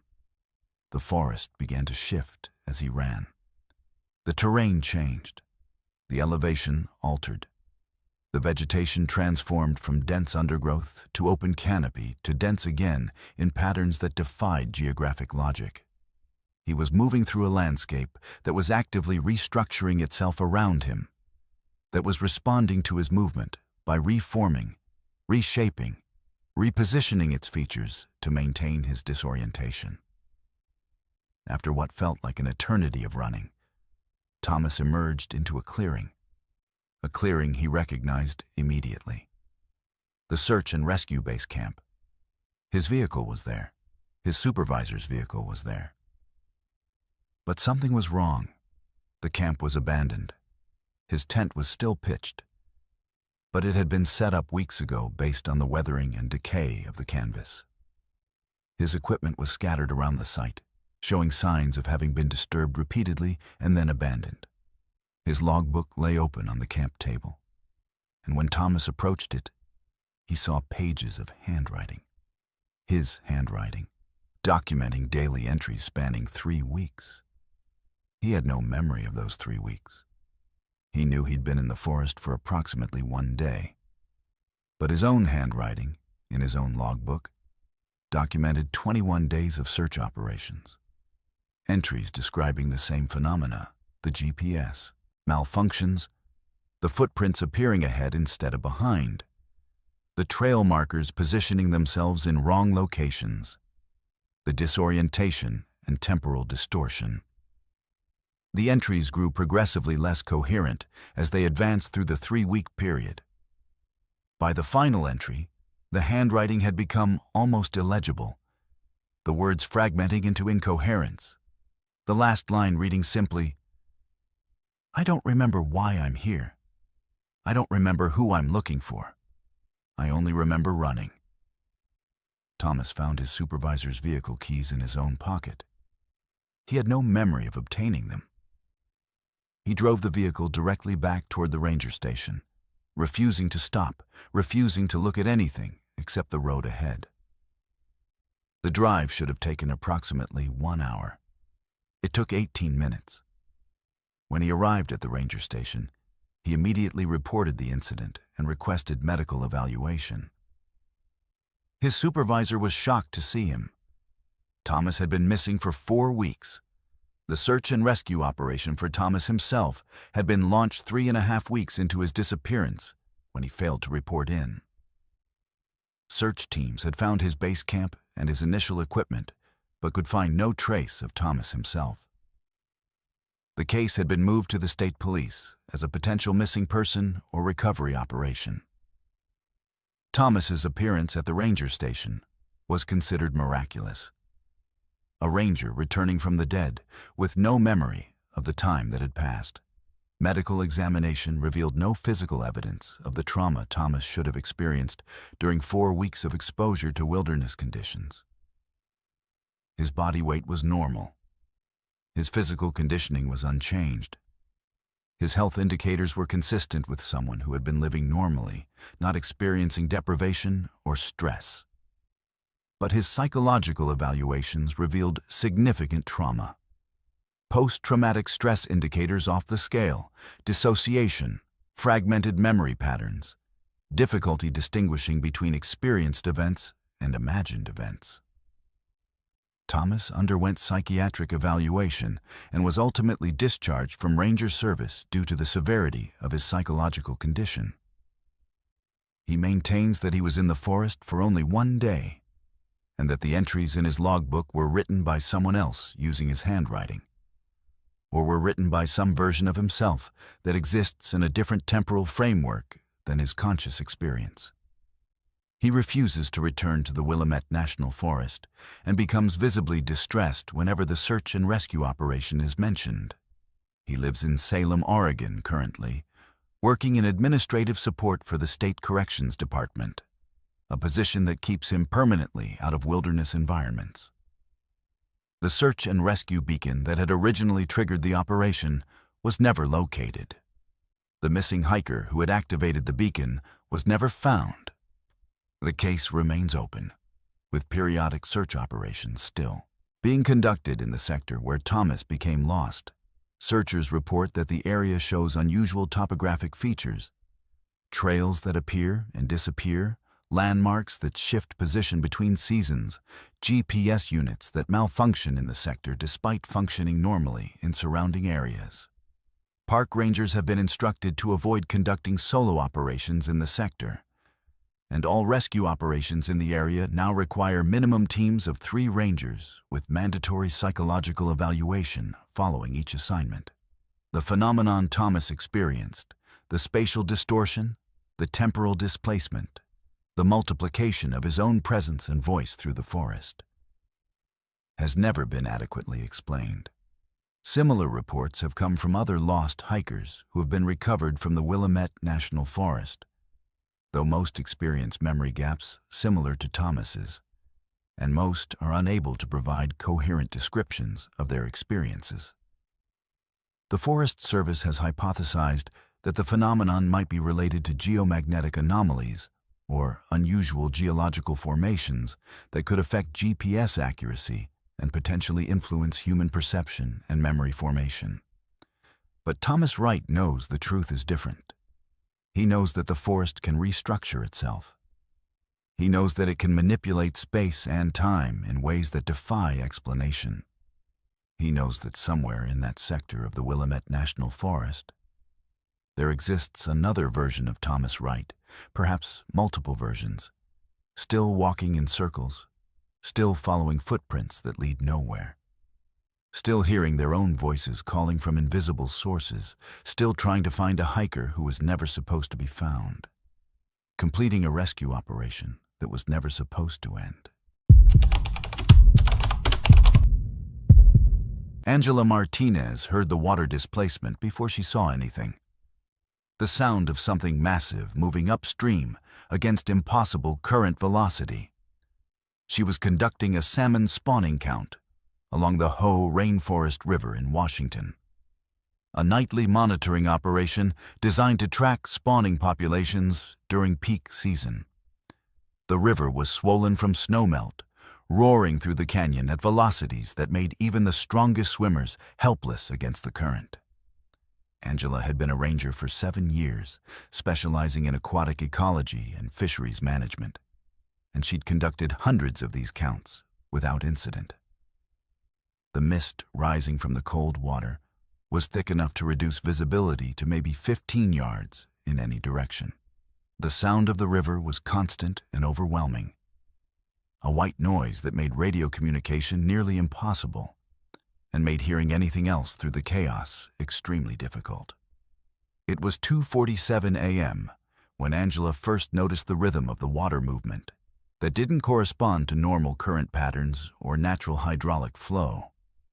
Angela was positioned on a rocky outcrop approximately 30 feet above the water level. Her thermal imaging equipment trained on the river to detect spawning salmon and monitor their movements.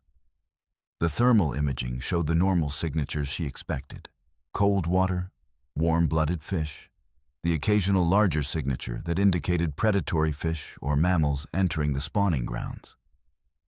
But one signature was moving upstream with deliberate purpose, maintaining a constant velocity despite water speeds that should have made sustained movement impossible.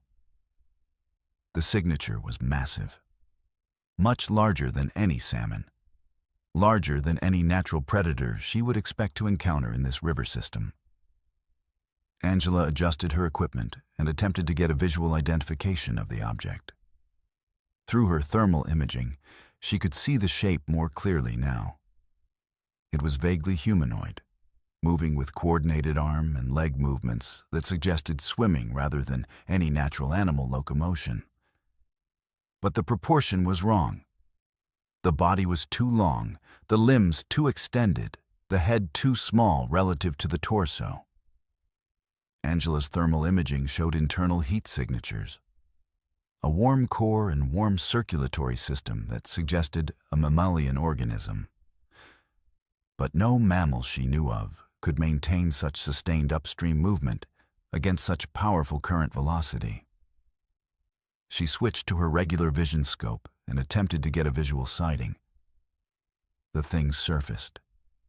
Just briefly, for maybe 2 seconds, but enough for Angela to see a shape that made her breath catch.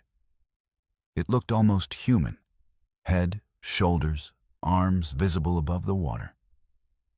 But the proportions were subtly wrong. The skin had a faint luminescence even in the darkness, a quality that suggested bioluminescence or some reflection of the ambient light. The eyes, when they turned toward Angela's position, seemed to focus on her with intelligent awareness. Then it submerged again, continuing its impossible upstream movement. Angela immediately began documenting what she'd observed, her hands shaking as she recorded her observations into her field notes. Large aquatic mammal, humanoid appearance, impossible swimming capability, apparent awareness of observation. She checked her thermal imaging again, and the massive signature was moving in a different direction now. Not upstream, but parallel to the bank, as if whatever it was had changed its trajectory to move closer to Angela's position on the outcrop. She stood up, backing away from the edge of the rocks, her eyes never leaving the water below, where the thermal signature continued to track parallel to her movement. The swimmer surfaced again, this time closer to Angela's position, much closer, maybe only 20 feet away from the outcrop where she was standing. In the darkness and mist, Angela could make out more detail now. The face was almost human, 2 eyes, a nose, a mouth. But the features were subtly distorted, as if human form was being approximated, but not quite replicated. The mouth opened, and a sound emerged that made Angela's skin crawl. It was a vocalization, something between a whale song and human speech, a complex series of tones and frequencies that carried meaning, but existed outside any language Angela recognized. The thing seemed to be communicating, trying to establish some form of dialogue. Angela activated her radio and attempted to report her position and what she was observing. Static answered her. Complete radio dead zone despite the equipment being functional. The frequency display showed her radio was attempting to transmit, but no signal was being broadcast. She tried backup frequencies, tried her satellite communicator, nothing. She was completely isolated, unable to call for help, unable to report what she was witnessing.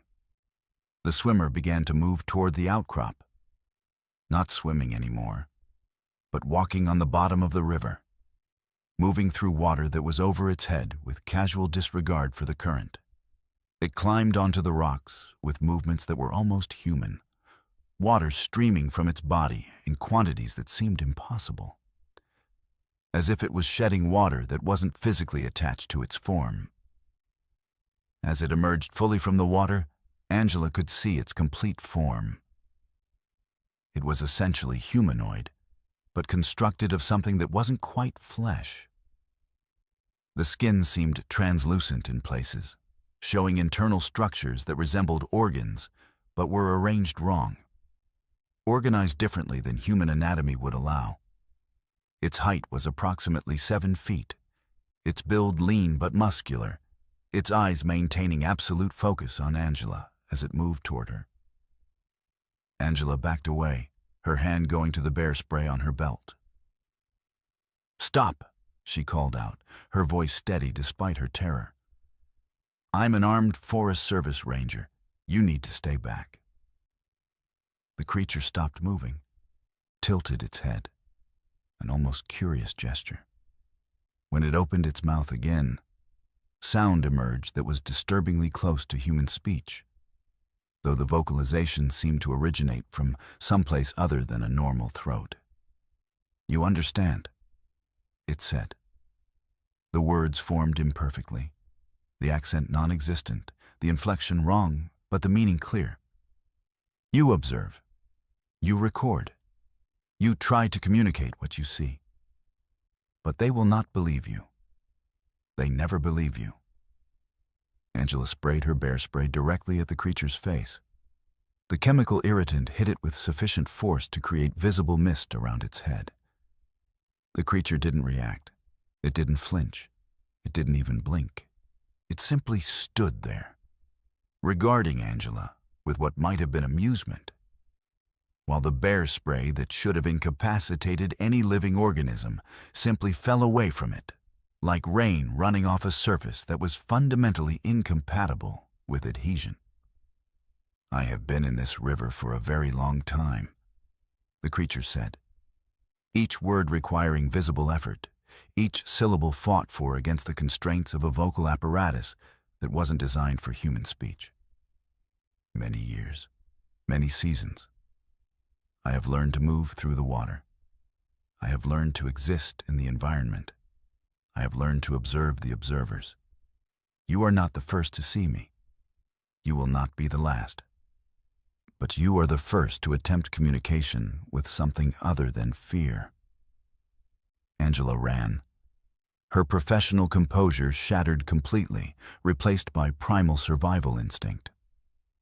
She sprinted across the rocky outcrop toward the forest access point, abandoning her equipment, abandoning her documentation, concerned only with creating distance between herself and the thing that had emerged from the river. Behind her, she heard the creature's vocalizations continuing, those complex tones that seemed almost like speech, almost like music, almost like something trying desperately to communicate meaning through a medium it had never been designed to use. She made it back to the ranger station in the darkness, arriving in a state of severe psychological trauma. She immediately filed a report with her supervisor, describing what she'd encountered. The following day, a team was deployed to investigate the river sector where Angela had been conducting her count. They found her equipment exactly where she'd left it, still operational, still recording data. The thermal imaging footage from the equipment showed nothing unusual. No massive heat signature, no impossible upstream movement, no humanoid shape emerging from the water. The footage showed only normal river conditions, normal salmon movement patterns, and thermal signatures consistent with expected aquatic life. Angela was placed on medical leave and underwent psychiatric evaluation. The evaluations indicated severe psychological distress, possible hallucination, potential stress-induced psychotic episode. She was cleared to return to work after 3 weeks, but she requested reassignment to administrative duties rather than field operations. She continues to work for the Forest Service in an office environment, processing paperwork and managing administrative systems, completely removed from any interaction with wilderness areas.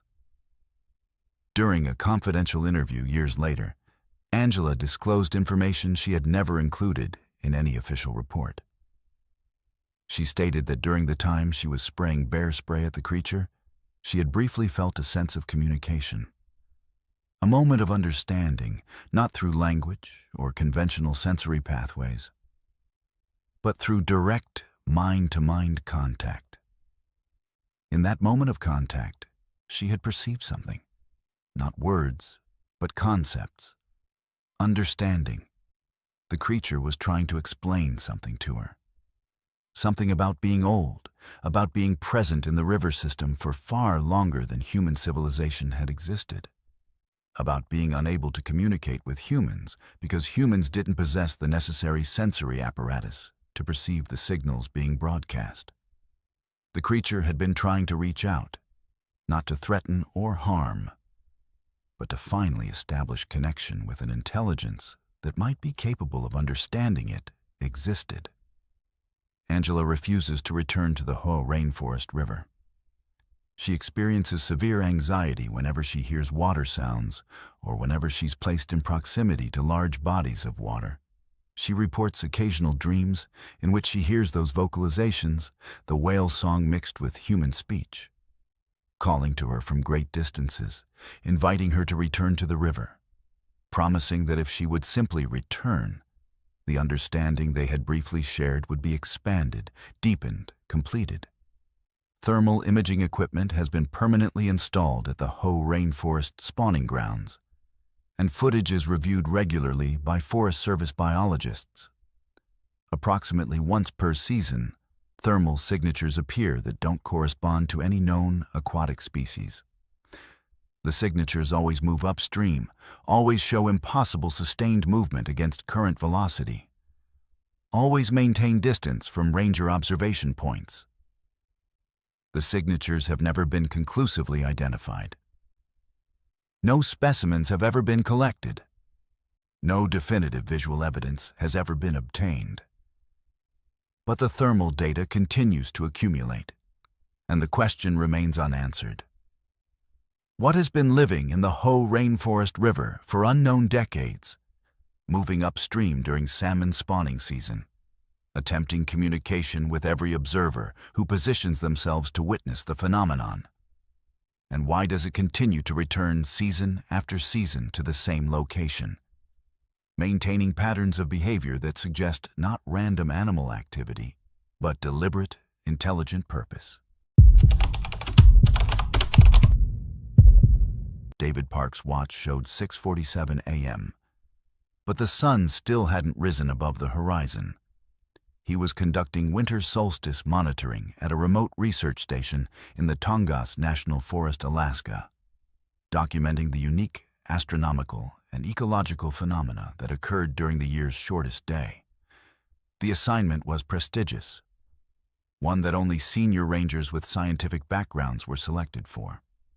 David had been a ranger for 12 years, and this was his third solstice monitoring rotation.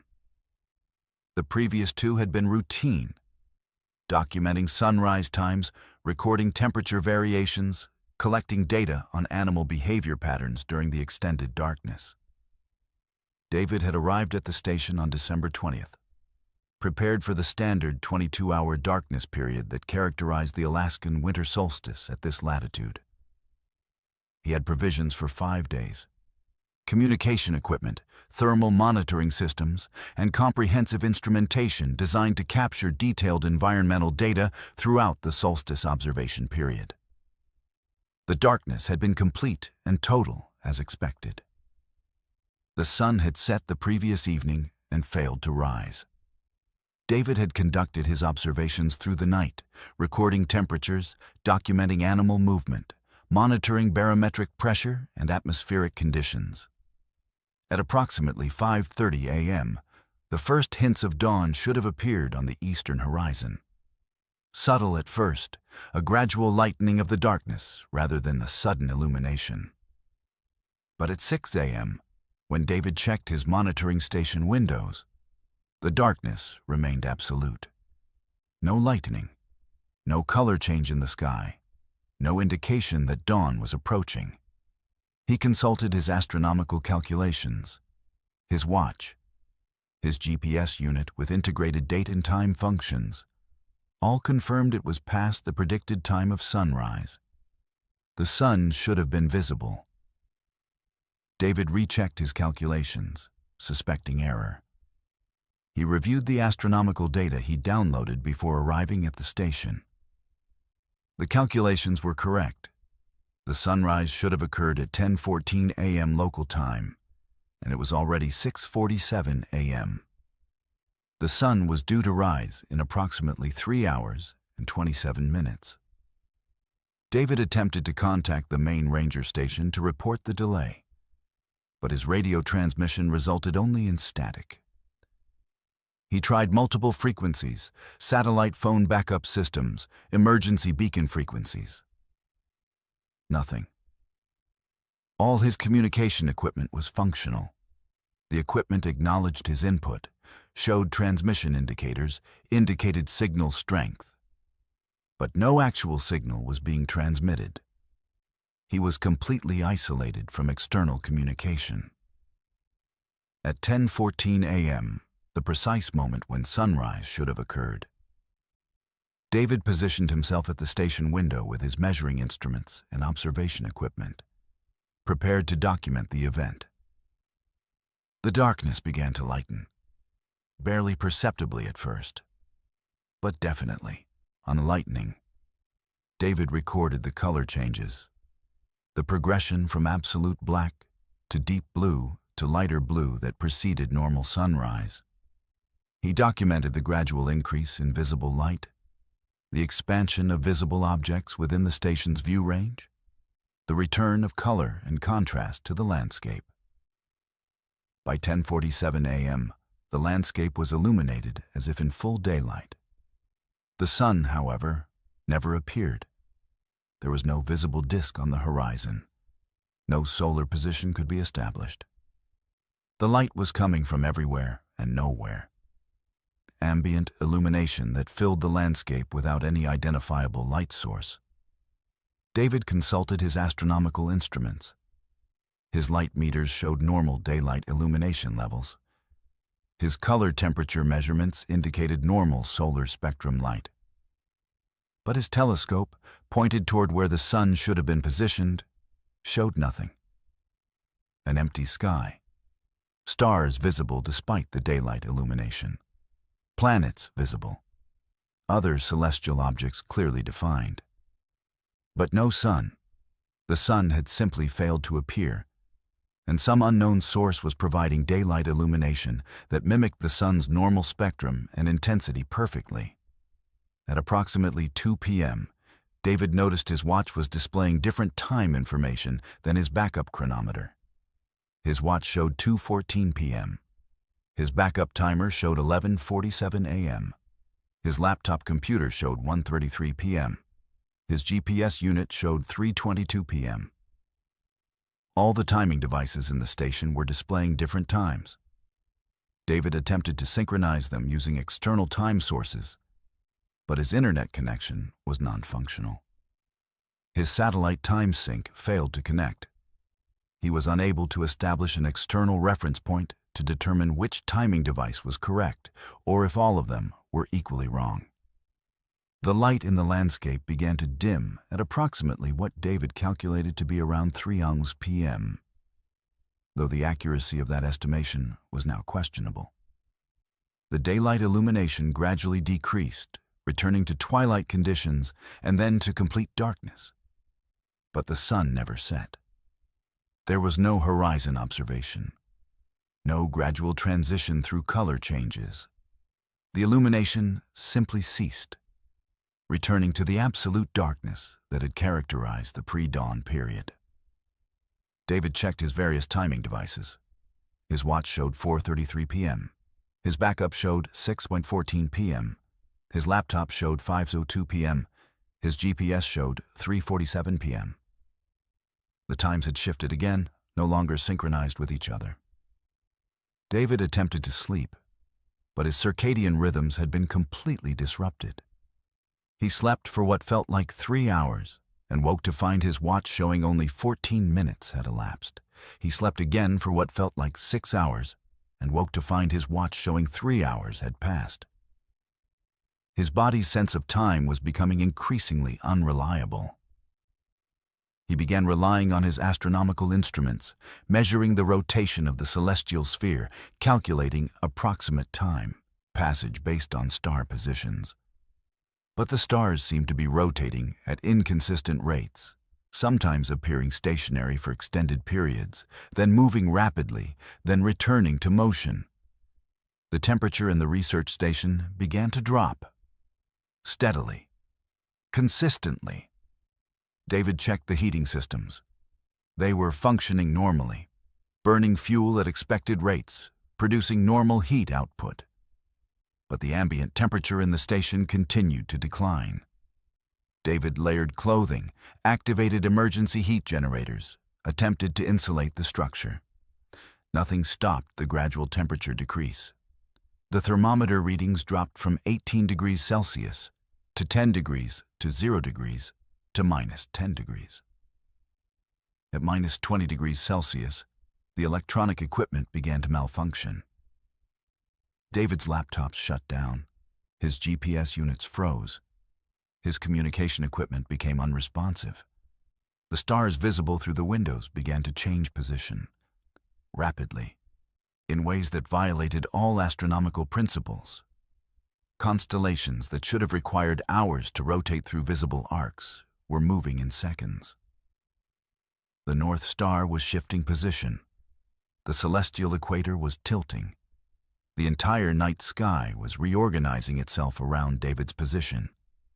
He stood at the window, watching the cosmic dance, comprehending that something fundamental about reality was fractured, that the basic rules governing celestial mechanics and orbital dynamics were being suspended or rewritten. The darkness returned. Complete, total, absolute. But this time it didn't transition into partial light. It remained complete darkness for what David calculated, based on star position calculations, to be approximately 23 hours. Then, as suddenly as it had become dark, illumination returned. But it wasn't solar spectrum illumination. The light was blue-shifted, creating a cold luminescence that made the landscape visible, but gave everything an otherworldly appearance. The shadows were wrong. The colors were wrong.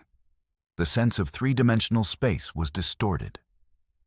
David's perception of distance and perspective became unreliable. This cycle continued. Light of varying colors and intensities, darkness of varying durations, stars rotating at varying speeds, time increasingly incoherent across all available measurement devices. David's mental state began to fragment. He couldn't determine if he'd been at the research station for 3 days or 3 weeks. His food supplies gave him some indication of passage. He was consuming them at normal rates based on hunger. But time itself had become a meaningless concept. He was existing in a cycle of light and darkness that bore no relationship to normal solar cycles, normal astronomical progressions, or normal temporal progression. On what he calculated to be approximately day 27 of the observation period, though his certainty was minimal, David heard a sound. A deep, resonant frequency emanating from the earth beneath the research station. Not vibration, sound, audible sound. The frequency was so low, it was almost below human hearing threshold. But it was definitely there, definitely intentional, definitely directed upward from the ground beneath the station. The sound continued for approximately 3 minutes, then ceased. When it stopped, the sky transformed completely. The darkness became lighter. The stars returned to normal positions and normal rotation rates. The light took on familiar color temperatures. And then, at approximately 10:14 a.m., on what David's calendar indicated was still the morning of the winter solstice, the sun appeared. A normal sun, rising on a normal horizon, creating normal shadows, producing normal light spectrum illumination. The landscape snapped back into familiar configuration. The seasons seemed to reset. The temperature in the research station climbed to normal levels. The electronic equipment reactivated spontaneously. David's watch showed 10:14 a.m. His backup chronometer showed 10:14 a.m. His GPS showed 10:14 a.m. All his timing devices were synchronized, all showing identical time. David checked his calendar. It was still December 21st. The solstice had passed. Normal daylight cycles were apparently being resumed. David waited at the research station for the scheduled extraction helicopter. It arrived as planned, and the pilot seemed completely unconcerned about the duration of David's assignment. When David asked about the unusual duration of darkness, the pilot was confused. Unusual duration? You've been there 3 days. That's the standard rotation. David checked his field notes.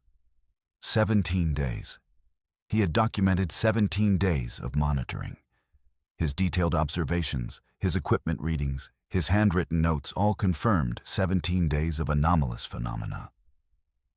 But the calendar, his watch, the helicopter pilot's data, all indicated only 3 days had passed.